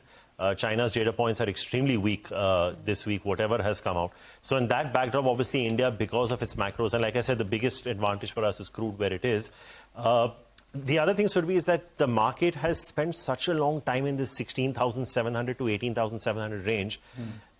My sense is if it breaks out on the way up, it's not going to be a small breakout. Then you may just land up seeing 20,000 on the Nifty straight away because it's another 10%. Because it's been very long. I think it's been about 2.5 years that the market has been in a broad 2,000 point range. So either side that it was going to break out, and now it looks like it's probably going to happen on the way up, it may not just stop at 18,800 or 19,000. It may just break out on the way up, and you may be positively surprised. So I'm not entirely shocked by where we are. I'm shocked by the fact that we haven't hit a recession. But let's say, it's a Friday, all's well. And I hope the momentum continues. Rahul, the headline index, we're waiting for those all-time highs. It's a matter of time, I think, before we get out there. But the real party, since it's a Friday mode, has been in the mid-cap and the small-cap indices. Do you think that's getting a little bit extensive out there? Or do you think there's still plenty of pockets to find value? Because the headline index, I think, as commentators for the last few weeks, we're saying we are just so many points away from there. But stocks are up 10, 20, 25% in this period itself. No, I think there is definitely a lot of flows at an aggregate level that are still there in the market. I mean, the mutual fund industry size is almost 40,000 crores, right? And even if your rate of SIPs is coming down, those flows are still coming in. So you are going to look at chasing stocks in the broader market. I mean, look at the subscriptions of the stock that's going to list today, right? I think on one of the metrics, it was 165 times oversubscribed. So I think the market wants ideas. I think, unfortunately, what's happening, Nigel, is if you look at the top 5 mutual funds in India, they're probably about 40% of the AUM. Right. Unfortunately, what's happening is that a lot of these guys who are getting the inflows are buying their favorite stocks. So what's happening as a sell-side analyst, you can do only 2 things. Either you extend your time horizon on which you're valuing the stock. So you take it to FY24, 25 midpoint or 25 or beyond, or then you do a DCF and you get it back. Or then you extend the multiples. You can't stretch the earnings. Earnings utne hi aayenge. It's like, that's what it is. So I think there is a case for mid-caps to do well. I think pockets of the market, sectors like pharma, cement, etc., are presenting value, even at this point. And I think it's very possible that the mid-caps outperform the large caps. So I think if the Nifty heads, 10% higher from here, the mid-caps are going to give you 25-30%. So that's probably, that pocket of the market is probably where you want to be. What about the underperformers of the pockets which are doing extremely well? Case in point, the FMCG index up 18% this year among the top performing indices. HUL has been an underperformer there. If you look at the QSR space, which you track closely, Jubilant Foodworks has been an underperformer there. If you look at the other consumption stocks, United Spirits has been an underperformer as compared to other stocks in the sector over the last few months or so. So are you looking to back these underperformers in otherwise good sectors? So I think the way to look at it, Manglam, is we don't have to go blanket overweight on the sector. I think look at the pockets that are doing better than the others, right? So look at a Britannia. There is a case in point for why it's hitting new 52-week highs, right? There's a reason Asian Paints didn't fall for the longest period of time. And, it's almost like even though, if it's fallen a little bit from now, from the highs, people say, kya fark padta hai? It's gone up so much that your starting point of the fall is so high. But I think you just have to track the performers. I think, let's take a look at Tata Consumer, for example, right? It was a single-digit ROE, ROC company for the longest time. If that heads up to 15, 16%, you are going to get a valuation re-rating. It will probably not be as much as a lever, etc. But I think, Manglam, at the margin, what's changed is that people are expecting rural to pick up. I think most people are expecting that part to sort of recover. The RBI governor also spoke of a good Rabi crop. He spoke of rural recovery at the margin. I think that will aid. So I'll tell you one interesting fact, Manglam, because I actually attended the analyst meets of Hero MotoCorp and Ashok Leyland and some of these others in the last 1 week. I don't know how much of a top-line story India is going to be in terms of volume growth because everyone seems to be talking about premiumization. Right. It's almost like either India is going to skip one entire level of consumption and go into or then the entry consumer is going to sort of, is now getting so much of his savings coming into consumption that he is okay to go out there and consume in multiples of what he or she was earlier. That being said, I think at this point in time, maybe a Britannia is something that I would still back, maybe a Tata Consumer. Hindustan Diva. That's probably where my large cap. And I think the dark horse from here, Manglam, would be ITC. I think because I'll tell you why. if you look at most sell-side reports, right, from the largest maybe sell-side broker in India to the smallest, the exit multiple on ITC won't be more than 30, 31. Right. Right. That's still a 30% discount to what anything is valued in FMCG. Now, the return ratios have moved into the 40s. Right. So I think if they're going to sort of move up their non-tobacco FMCG EBITDA margins to say 13, 14, 15%, I don't see why that valuation gap can't compress. I think the point is your starting point was so darn depressed that you're like, acha, stock double ho gaya, to yahan se Can't kya? call it a dark horse anymore, right? It's a nice fair horse now. It's no longer a quintessential dark horse. Yeah, right? no, I'm saying because people would optically, people would say it's doubled. So now what from here? But I'm saying that there is still valuation comfort. And I think on the consumer discretionary side, Mangalam, I still think Westlife is good for 2000. I've said that at the peak of the pandemic. I used to be asked, what's your 10-bagger idea? I used to go with Westlife. I think we're already from 250 to 850. I think it's probably going to outperform anything in the QSR space. Just keep your time horizons realistic. The stock's gone up about 3.5, 4x in a fairly quick period of time. But I think that's probably the horse I'll continue to back. All right. Rahul, the call that you all got right was on IT. And I think Girish and team, you all have been bang on out there. Very, very cautious on IT. Still cautious out there. Is there any pocket that you like from the IT space? As you said, shouldn't look at sectors, but maybe individual stocks. So IT is still cautious, but are there individual themes you like? So I think the interesting part is that recession keeps getting pushed back. So you keep saying it's coming, it's coming, it's coming, it's coming. So I think that's probably factored into Girish's number. And I think this morning you guys would have seen the news on Transamerica and TCS, right? Even though bulk of that contract is about 75-80% done, the fact that they had to rescind on it is telling you something. So I think we'd probably still be underweight on that sector. Not as much as we were, say, a year and a half back. I think if the benchmark index is about 12-13% weight on IT, we'd probably say 200-300 basis points at best right now. Because I think even if you look at our downsides ex persistent, where we have a 40% downside, on most of the other stocks, our downsides are between 10 and 15%. Right. So it's not like it's sort of throwing in the towel right now. Right. But that being said, even though we are a sell on the sector, it's not so much on the downside as it is on a relative outperformance. So we still don't think you'll get an absolute alpha by investing in these stocks. So if you're somebody who looks at outperformance, holding IT for the next 6 to 8 months could still hold you some pain. So I think maybe the time to enter will be a quarter or two down the line. Okay. Maybe around Diwali when you have some better visibility on how the US economy is shaping up. But for now, it definitely remains an underweight. Okay, so remains an underweight. Rahul, I think almost every buy-side person that we speak to wants to play the manufacturing theme, right? We were speaking to Pankaj Tibrewal yesterday of Kotak, and it's a question of how you want to play it, right? So he was saying that look at home improvement, look at auto ancillaries, look at the bearing guys, etc. What's your sense on this whole manufacturing, capital goods, and how one can look at it? It's a huge space, right? So Need to be careful. I can tell you, speaking to Pankaj Bhai as a client over the last decade, if there's one person you wanted to get to speak on that theme, it is Pankaj Bhai. It has always been him. It is always him, and I think... but the others have now kind of caught on to his song. Yeah, and I think he's got a lot of his calls right as well. So credit to him, the Dixons and the chemicals and all of that. But I think where India is, and I think if you look at things globally, right, from a manufacturing perspective, I think while we use the word Atmanirbhar in India, I think a lot of countries globally are looking inwards. In terms of boosting their own, because they are wanting to supply jobs to their own constituencies, right? The US itself is going into an election next year. So I think to that extent, this theme will continue. I think the PLIs have all been in place. Let's go back to the first answer, right? Today's company that's going to list, it's such a small company, right? But look at the subscription numbers, right? And if you have companies like these, right? The company that lists today is, I think, if I'm not mistaken, a 42% return on equity and a 32% capital employed company, right? And I won't be surprised that if this stock gives you 50% in the next 1 month. So it goes back to the point that there's a dearth of mid-cap ideas. I think chemicals, which has underperformed for so long, one threat was that China will open up, there'll be dumping in the market, and, there'll be some issues on the pricing part of that. But I think if you look at the last 2 years for chemicals, they've not really done much. The first 18 months of the pandemic was huge for these guys. They got re-rated multiple times. So that's probably a way you can play it.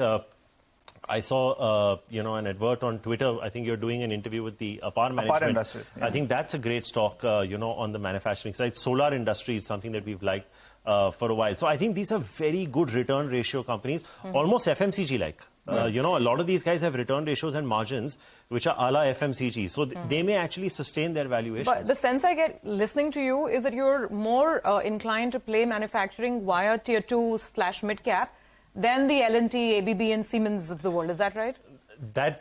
that is purely a regulatory thing because we don't track those stocks. So I'm going to, but I'll tell you, this is where probably where retail will also be interested. I think your viewers may actually be interested more in some of these names, like a Power Mech project, right? I mean, if you look at Power Mech projects, they don't even talk about that 8,000 or 9,000 crore order that they've got from Adani when they give their projections. Imagine when that starts getting executed.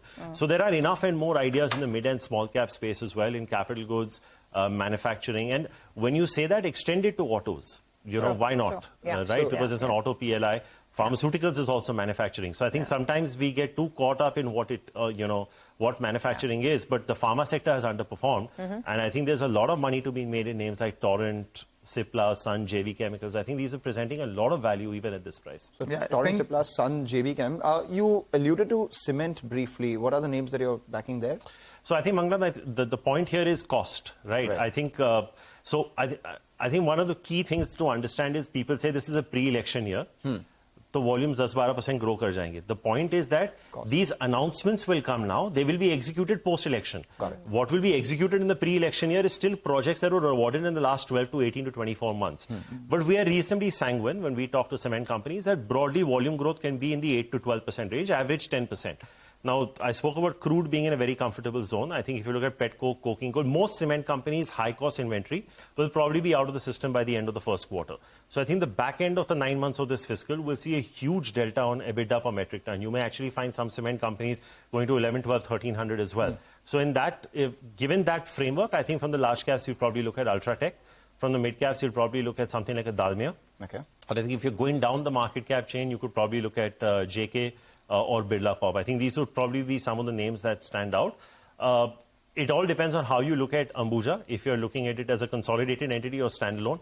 But that could, obviously for other reasons, it's not been in flavor. But I think that could land up being another stock from the large cap space where we should keep an eye on. All right, Rahul, we have an interview later today with the new IPO, so I'm going to send you a copy of that interview. Please do. Well. I'm very interested to hear it. And Apar Industries, y'all have been one of the few brokerages, have coverage out there. It's been a big outperformer as well. So, hopefully you and your team will track that interview. It plays on Monday. And hopefully we can get Power Mech, because that's another one that's been a big outperformer. And I think y'all were one of the first sell-side guys to go ahead and generate and initiate coverage on that one. So good on you guys. I already have an idea for who moved the market. I think I'll be calling you around. No, you never know how these things play out, Survi. I think if you remember Dixon, I think the IPO price was somewhere around 3,500 and it became, a 7, 8, 9 bagger before the stock split started. So, there's no reason to suggest that today's issue can't do the same, because I think it's if I'm not mistaken, the gross margins are probably the highest. It's a 20% plus gross EBITDA margin business that's listing today. So, take your point, Sirma, Canes, a lot of these stocks. 7, 8 baggers. I'm not sure whether you track Varun Beverages or not. That I don't, but I can tell you that when we talk to our institutional clients, the view is split down the centers. It's either you love it or you don't like it, but it's kind of split down the center. But I think if you want to get into mid-cap FMCG and rural picks up, I think Dabur may not be a bad play. Is my sense. All right. The dark horse. Sorry? The actual dark horse. I mean, you really Let's call it the Dabur horse for now. You can't really call everything a dark horse, but I'm saying that if it picks up, if you want to head into mid-cap consumer, that may not necessarily be a bad idea. Okay, thanks, Rahul, for coming down and sharing your thoughts on the markets as well as individual stocks. Wishing you a good Friday ahead as well. Well, time to move on then. Let's get straight to an exclusive conversation now. It was a healthy performance from HDFC Life in the May business update. This as the company's combined premium with Exide Life saw a 26% jump on a year-on-year basis. The market share as well increased by close to around 180 basis points. Yash Jain, he caught up with the Managing Director and Chief Executive Officer, Ms. Vibha Padalkar, and began by asking her about the company's strong performance in the past month. Let's hear her out. We have typically grown between 1.8x to 2x of the private sector and slightly higher as a multiple of the overall industry. May was better than April and hopefully June will be better than May. And that's how the turnaround from being a higher average ticket size focused sector, we are moving into deeper penetration, and that's again the right way to go. So on the retail APE business, we grew 9%, again that was 1.8x the sector. Our market share expanded by, from about 16.5% to 16.7%. Similarly, on group business also, we retained our #1 position in the private sector, and our market share grew over there as well, and we clocked 25+% growth. Again, it was over 2x the private sector. What was interesting is the number of policies growing as well. So there also we grew 2x the sector. But what's interesting is that the month of May showed double-digit growth in the number of policies, which again shows moving inward, and trying to cover more and more lives. The bugbear in the last recent quarters for the sector that has been on protection. So retail sum assured and hence retail protection also has grown upwards of 50%. So that also has seen a turnaround. So it has been a holistic picture, so the building blocks, for this year are reasonably sound. The analyst community particularly are interested as far as the VNB growth is concerned. In the first 2 months, with the kind of APE growth that you've had, with the kind of premium growth that you've had, what is the kind of VNB growth that you've sort of derived out of these numbers? On a full year basis, our VNB growth should again be in the mid-teens, which will be very much in line with our top line growth. And we're saying that on the visibility that we have today, and we will again take stock halfway through the year, we should grow by mid-teens. And thereby it would imply that we would hold on to, or thereabouts, hold on to our new business margins. There was a very interesting note which came out recently which spoke about that the stock price would not get the kind of multiples from investors, would not be able to sustain those multiples if 20% plus VNB growth is not achieved. What I want to understand from you is two things. On the APE side, where do you see FY24? And on the VNB side, you said mid-teens. What will be the strategy to sort of take it from mid-teens to 20% plus? So on the APE growth, this is without removing the above 5 lakh policy, that level, just adjusting for the normalization in March. What we have said is we are gunning for mid-teens, and hence VNB will be mid-teens. Now, if I were to compare growth like for like, which means that I exclude above 5 lakh ticket size policies in my base, then it will be about 25% growth, between 20 to 25% growth. And having said that, if you were to cut H1 versus H2, I'm reasonably sure that H2 will show much higher levels of growth, closer to the trend of 17-18% that we have been consistently delivering. That we should see that in H2. H1 so far YTD May has been say 9-10%, and I said June should be better than May. And then Q2 should be better than Q1, and that's why H2 should be noticeably better than H1. What kind of margins do you see yourself extracting for FY24? And importantly, at the 30% level now, do you think somewhere, at least for some time, the margins have sort of peaked at 30% levels? Even without the tax change, my belief was the current construct of margins is where we will be, with two caveats. That any company does not drop their ranking, because if one drops one's ranking, you can get much higher levels of margins, right? That's not a difficult ask. In the case of HDFC Life, we have retained our position without dropping our rankings, and we are #2 in the private space and #3 overall. So assuming you hold on to your ranking, you hold and you grow faster than the market, your margins will hover in the range of say 28 to 30%, something around that. Second point I have here is that assuming that the current dynamics of commercials, what are the dynamics with one's key distributors, all of those things, because that's something that's an evolving. But as of now, I think it would hover, to your question, in the zone of between 28 to 30%. One more thing that I want to understand, and this is on the credit life side. HDFC Bank looking at expanding its presence when it comes to the housing segment. On the credit life side, where does it stand out of the total portfolio right now? And with the merger and the expansion of its presence, how do you see that sort of triggering the growth on the credit life portfolio for HDFC Life? So the entire credit life and the mortgage business and us wrapping some of the products on the mortgage side has been done well with HDFC Limited. Also for the business that has been sourced by HDFC Bank. So that well-oiled machinery is anyway has been around for a long time, and we expect now that as a culmination and then them cross-selling and growing on that base to even grow faster. So last year we grew just short of 50% overall on my credit life book. So this this opportunity is huge, and whatever it is that HDFC Bank takes as a target going forward, we should grow in tandem with that, if not slightly higher than that.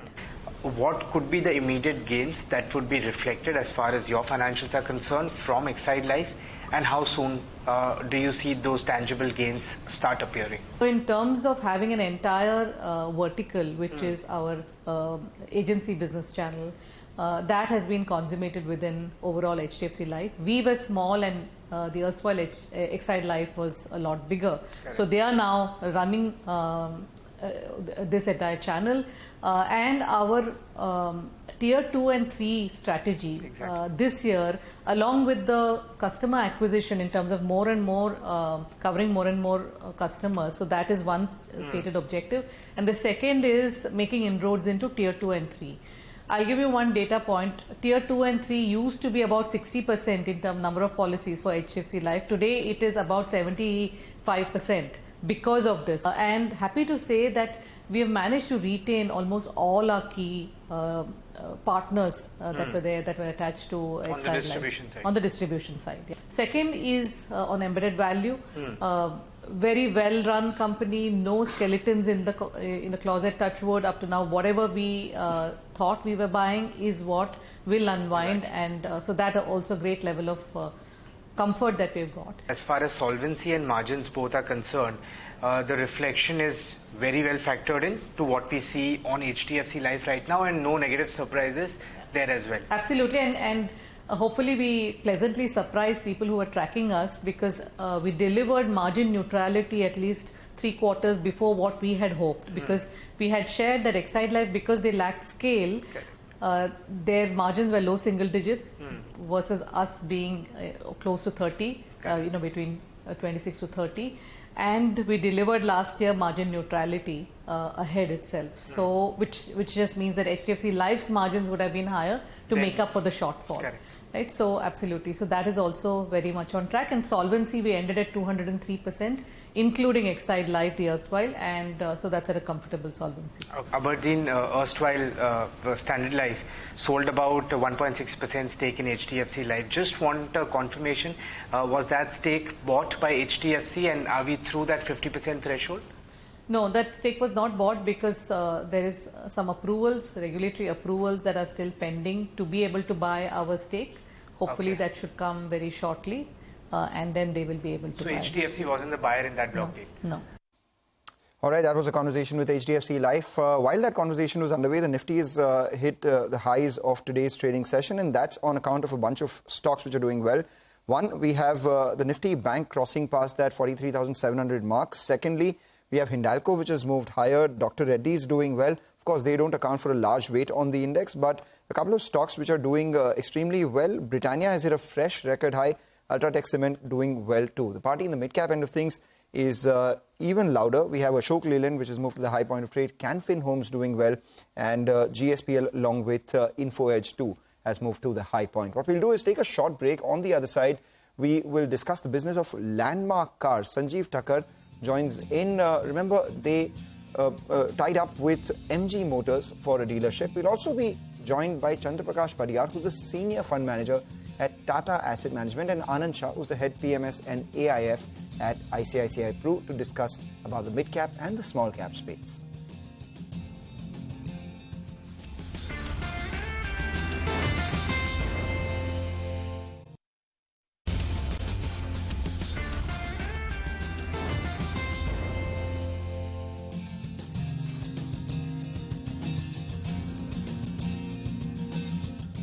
Welcome back. Let's get chatting with the management of Landmark Cars. The stock on our radar. They've recently received a letter of intent from MG Motor to open dealerships in Indore and Bhopal. Sanjay Thakkar, who's the chairman at Landmark Cars, joins us to discuss the potential of this tie-up and, of course, their overall business as well. Thanks a lot, Sanjay, for joining in.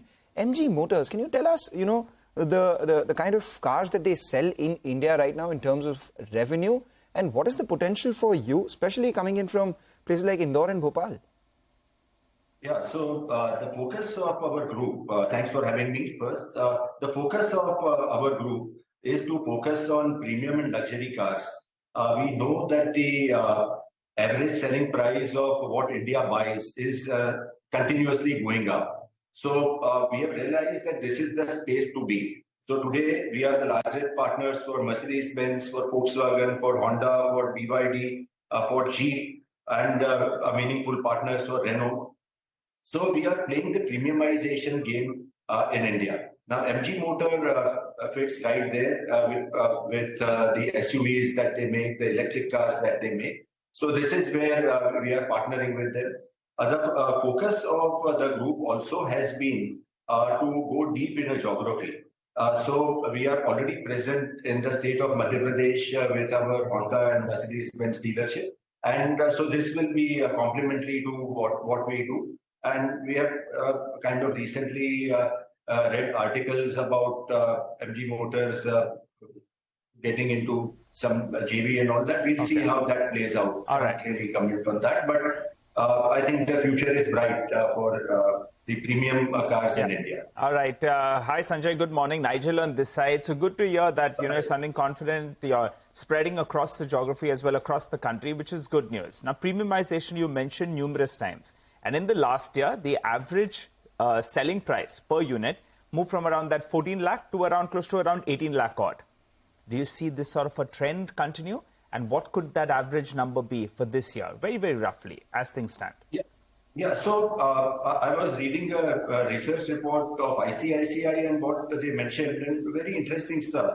The average selling price of an Indian car is $13,000 as compared to $35,000 in US and close to $20,000 in the already emerging markets. So there is a big headroom. We have seen that Indians are buying more premium and luxury cars, and that move still has a big headroom. So it's the cars that people are buying, they are getting more and more spec. The higher end ones are getting sold. So the room is enormous.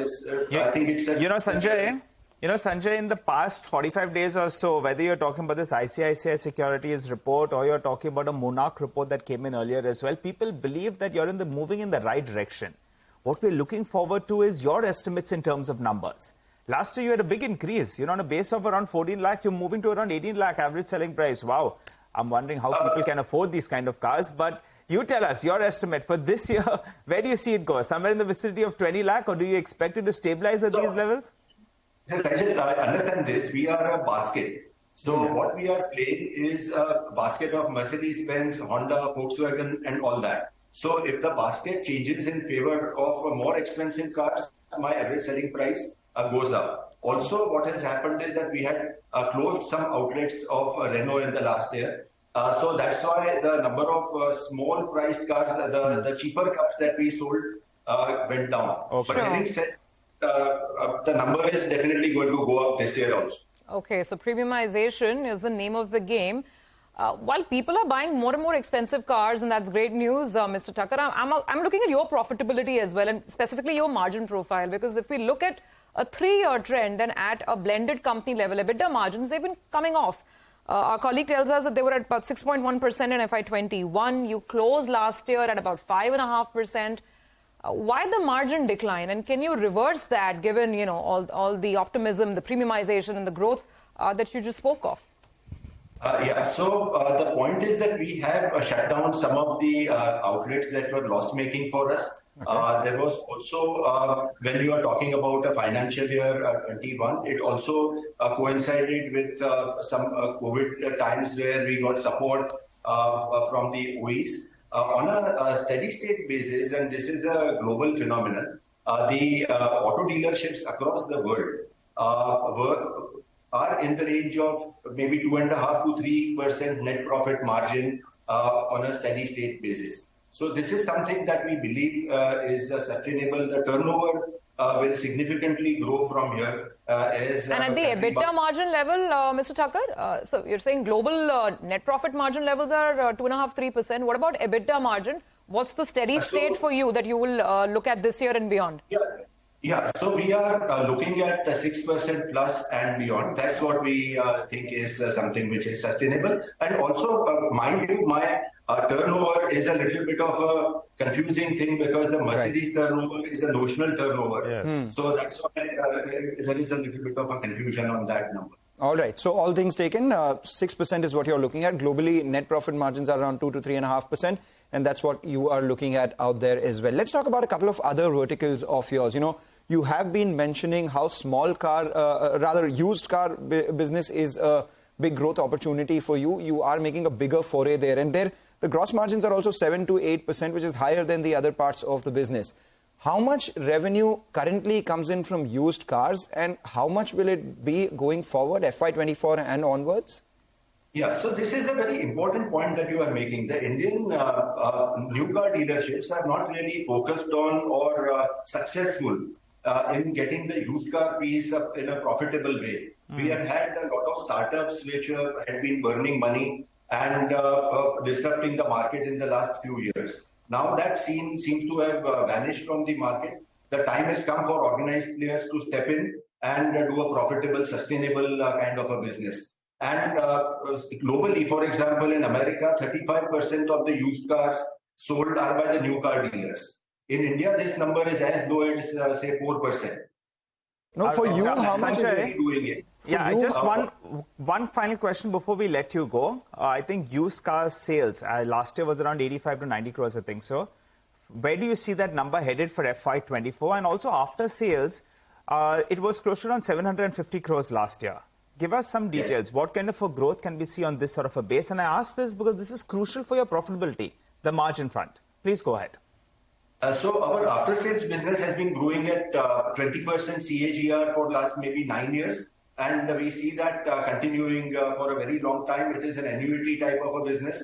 And people will understand that this is a very, very predictable and a stable source of income. Okay. The used car is something that will be foraying into. It will not have a very meaningful impact this year, but we are building a third vertical, which sales and after sales are profitable and stable verticals for us. Pre-owned cars will be in the next 2 or 3 years. We are getting into it. So you see pre-owned sales move to around 150, 200 crores in the next 2 years?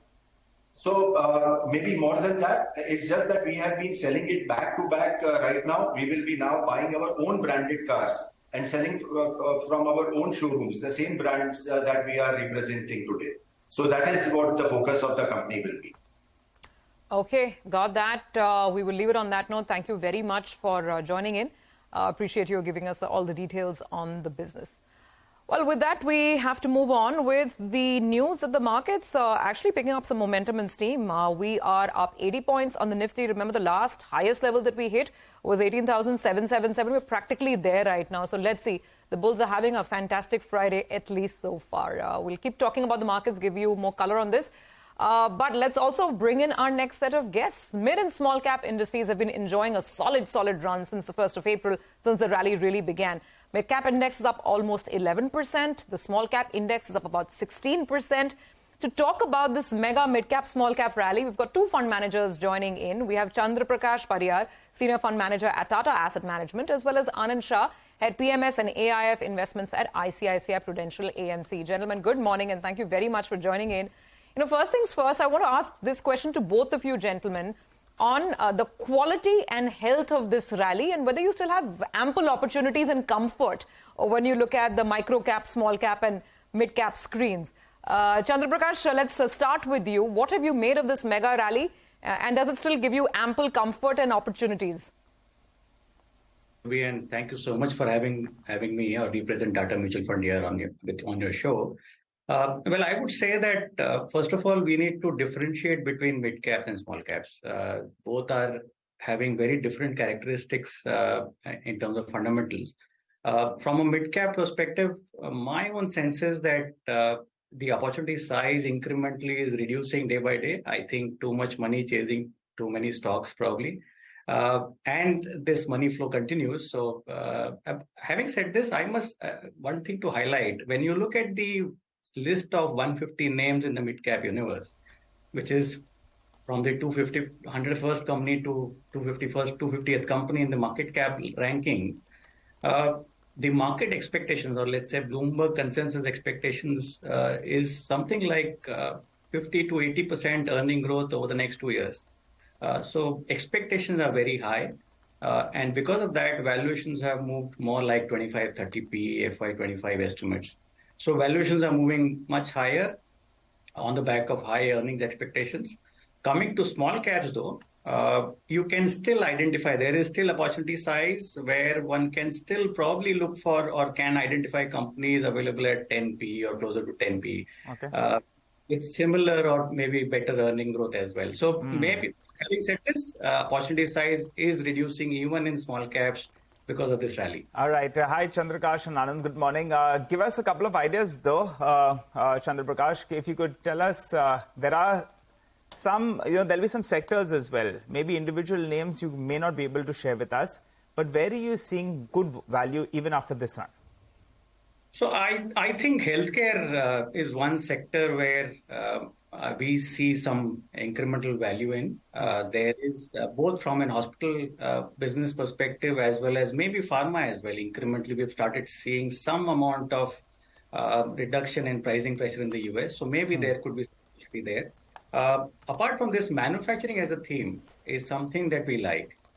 And within manufacturing, for example, or let me put it in one segment, within manufacturing, value-added steel or anything that is made out of steel, which is, let's say, engineering, capital goods, auto ancillary, almost all of these segments, there is a significant amount of upside, or we see scale up of business or potential for business scale up over the next few years, and valuations are still reasonable there. So these are some places where I would want to look at. Right. We'll come to you in a bit, Chandraprakash. We have Anand with us as well. The thing about mid-cap and small-cap investing is when the going is good, everyone thoroughly enjoys. The entry is easy. It's the exit which is a little difficult, and it is a narrow exit door. So the impact cost of exit is a lot more. How do you plan your exits, and are there any pockets where you think you've run the course and it's time now for you to enjoy the profits that you've made? Hi, very good morning. I think before I answer that, just talking about the quality of the mid-cap and small-cap, and I'm not talking about in the last 3 months. I understand since 1st April, the action has been great, and that's more exciting. But if you see, mid-cap and small-caps earnings growth rate, I think that's very, very interesting to see that even from 1st Jan 2020 onwards also, which includes the dip that we saw in earnings during the first phase of COVID lockdown, including that the earnings growth rate has been fairly strong. At the large cap levels also, very surprisingly, but even in the mid cap and small cap, it's much more stronger. So when you look at valuations in mid cap and small cap, while the values are at new high, Nifty, mid cap, small cap, everywhere we are seeing values are at a new high. It's heartening to see that the valuations are not at the new high, especially when you look at price to earnings. While price to book we will be somewhere in the mid range, but on the price to earnings basis also, right, it's not very richly priced, or it's at a not new high in terms of yield. You're speaking about mid and small caps. What a poignant moment we have. EQ Lighting, an issue that was subscribed by 66 times, the highest in the last year or so, last 6 months or so. And it's had a bumper listing, 42% higher as against the issue price. It's 405 at listing itself. So stellar listing. Remember, the company was looking to raise about 350 crores via fresh issue, 257 crores via an offer for sale. Proceeds would be used, of course, for a new facility in Uttar Pradesh, which would give them a asset turn of almost 5 times, so 1,000 crore revenue potential from the new plant that they have. And they will repay some debt of almost 50 odd crores as well. The first 9 months of this year, they've done reported consolidated revenues of 241 crores, and this 40+% listing takes their market cap much higher. It's been an absolutely breathtaking listing. I think this is one, after Mankind Pharma, this is probably the next stock on which there was absolute consensus that it's going to be a bumper listing, and that's exactly what we've got. That's what the grey market premium was indicating, so to speak, and we're on track for that. Of course, Mangalam and Nigel will be speaking to the management of this company in just a short while from now, so do keep your date with that on Chartbusters. But just to get back to the point, Anand, you were talking about the quality of the rally and the valuations. The sense I get is that you are not too perturbed with valuations just yet in the mid-cap space. Would that be right? It's slightly different to the sense that Chandra Prakash gave us. I think just to go one step further, while on the overall basis, valuations are not too high, they're not too cheap. And to that extent, we need to go one step further and saying which are the parts of the economy or the markets which are expensive, or rather they're more expensive relative to the earnings growth they can deliver, and which are the parts which are relatively cheaper relative to what earnings growth they can deliver. I think that's a point Chandra also spoke, and I think clearly manufacturing is one space where we had a very, very difficult decade, and that's where we see opportunities across. We've been talking about manufacturing for the last 2 years, but apart from commodity manufacturers, steel and chemicals, but we are also moving value-added manufacturing, electronics manufacturing. Everywhere we are seeing opportunities. Some of them are expensive, some of them are still reasonable. Apart from manufacturing, any other sectors or area, Anand, that you'd like to flag off right now? I mean, Chandra Prakash mentioned he's quite interested in healthcare as well. What else? I mean, mid-cap IT has been another phenomenal space, right? So maybe a word there. While the large caps have been struggling a bit, some of these mid-cap IT stocks have been absolute blowout wealth creators. No, indeed, and they can manage the difficult macro a little better given the size at which they operate. But I think very clearly the other space which we like is financials. I think financials is also coming out of a very long, difficult time, be it post-AQR or through NBFC crisis or through COVID crisis. I think that's also another space where there has been a significant, course correction, bottoming out process. The processes have improved, earnings have bottomed out, and I think earnings growth can sustain a while. So to that extent, that's another space, and luckily it's relatively far, reasonably priced than the overall market. Okay. All right, gentlemen. Very interesting conversation. We could have gone on, but I think we'll keep that for another show, more focused on mid-cap and small-cap investing. But this is very good. I mean, very interesting highlights that both of you gentlemen have given us. So you have a good day, and we look forward to connecting again. By the way, folks, I just want to point out, since we're on the subject of mid-cap investing, we were talking to two active fund managers right now, but you know that there is, Motilal Oswal has launched a micro-cap index fund. I mean, instead of active fund management, there's the concept of now passive investing, where you can simply hug this nifty micro cap 250 index and look at a passive way of investing. But I don't know how many people will want that. Maybe you want the comfort of the human hand guiding small cap, micro cap investing. But I thought I'll just mention that since we're on the subject. I think people at the end of the day just care about returns, whether it's humans, robots, or whatever happens. So long as you make your returns over a period of time, you can perhaps do that. Point taken. Okay, all right. On that note, let's take a very, very quick break. We'll come back on the other side. Mitesh is going to be back with us for some technical ideas.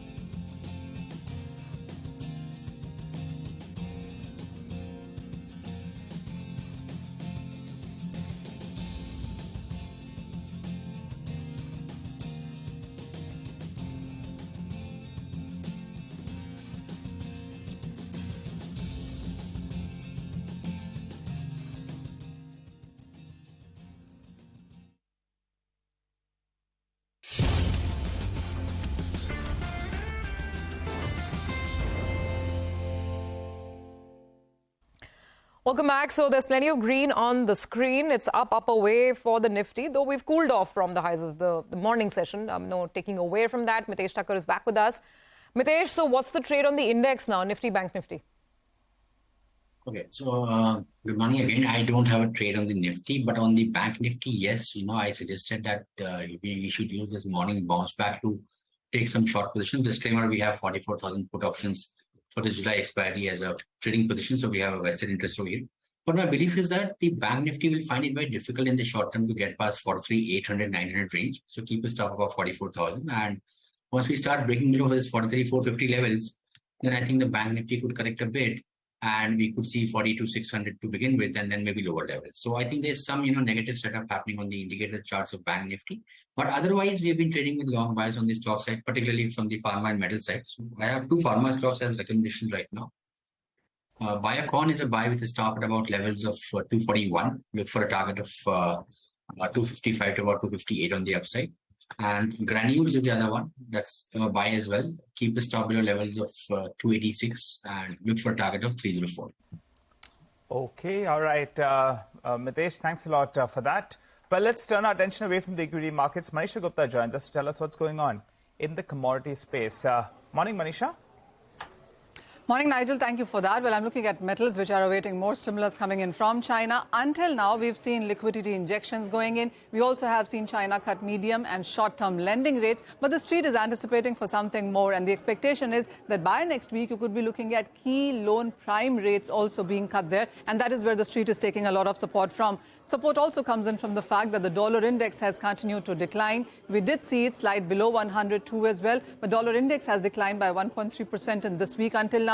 It's trading at a 5-week lows, and that clearly has been supportive. Is the reason you are looking at steel and the iron ore prices trading at around 7-week highs. It has been a good week in the last fortnight for many of these ferrous metals there. The non-ferrous metals, the base metals, that is also have seen good support. I want to start with zinc because that clearly has been an underperformer, but we are trading at a 1-month highs onto this one as well, almost at $2,480 a ton. We did see a 2-year low of $2,200 as well in the last week of May. But from those kind of levels, it has been quite a strong jump coming in for the zinc prices. What also is supportive is the fact that the Swedish miner Boliden has halted mining in Ireland due to financial crisis. Sustainable financial crisis is what they call it, and is the reason you're looking at supplies declining from there on. The markets also are looking at the S&P Global Refined Zinc report, which suggests that you're looking at 1.4% in sense of demand growth, and production is going to increase only by 1.9%. Remember, zinc inventories are the lowest in almost 80 years, and that is where you are seeing finally some fundamental support coming in from. Copper should be on your screens as well because we're trading at a 1-month highs onto this one. From nearly a 695 low, we're trading at 735 on MCX as well. So it has been a smart rebound in the last 15 or 20 days onto copper here. It's headed for a best weekly gain, by the way, in last 3 months. We've seen strong gains coming on the back of Chile statements as well, which has reiterated that they're looking at lower production this year. Last year was nearly 10% contraction in mining, and this year they're expecting mining to decline by nearly 7%. On a weekly basis, we've seen copper prices gain up by almost 3%. It's more than 3% of gain coming in for zinc. Iron ore prices up by nearly 4%. Steel prices have gained up more than 2% as well. Nickel clearly an outperformer with 9% of gains there. And even as aluminum prices are trading nearly a percentage point on the higher side today, on a weekly basis, we're trading quite flat on this. All eyes on what China would really do going forward. All right, Manisha, thanks a lot for that. All eyes on what China will do, and as a result of which a big move is what we've seen over the last 1 week in a couple of these base metal prices. Nickel really outperforming. But one of the stocks which is moving off the lows right now and sitting with a gain of almost 1.5% right is Nykaa, and that's because we have the annual analyst meet for the company currently underway, started at 9 a.m., though the presentation has been uploaded on the exchanges itself. And there are a bunch of themes that the company talks about this time around in the annual analyst meet. The first one, of course, is the diversification theme, where they've spoken about how they've diversified away from being just a beauty company to a fashion and others company as well. Beauty and personal care contributed about 98% of their sales in FY19, and in FY23 it's come down to about 68% itself. So as a result of which their total addressable market has jumped all the way up to $100 billion in FY23. The target for that is $180 billion by 2027. The second big growth driver for them is their own brands. In fact, their own brand for women's innerwear, Night, has actually reached 85 crore of sales in just 2 years of operation, and they are expanding the reach in general trade from 1,000 stores right now to about 2,000 in this year itself. So strong growth expected there as well. K, another beauty brand, did sales of about 128 crores in FY23, now reaches 300 stores. So these are the brands that they are scaling up as well. eB2B, which was their vertical that they announced about a couple of quarters ago, has an addressable market size of $1 to $2 billion. India's penetration in this space is just sub 1% as against other countries, which is over 8 to 10%. And at scale, this business can do 3 to 5% EBITDA margins as well. On fashion, the premium fashion market is expected to grow 3.5 times by 2030. That could be a growth driver. Beauty and personal care, they've spoken about omni-channel way to retail beauty, which is basically newer stores that the company will add. How does that happen, and how does that hurt or aid their profitability? Well, they believe they will grow ahead of the market. Physical stores will turn EBITDA profitable within 1 year of launch. And going forward, they target better leverage on operating costs. So that means margin expansion, and they will increase their investments in brand building and capabilities building. The stock has done well this month. Let's see whether they go ahead and walk the talk on that one as well. Okay, got that. So let's see, at least for now, holding out in positive territory. We do have to take a break on that note, but don't go anywhere because our special segment, It's the Economy, coming up with Lata. Today she'll be connecting with S.S. Mundra, former Deputy Governor at RBI, and Rajneesh Kumar, former Chairman at State Bank of India, to talk about the RBI circular on compromise settlements with willful defaulters.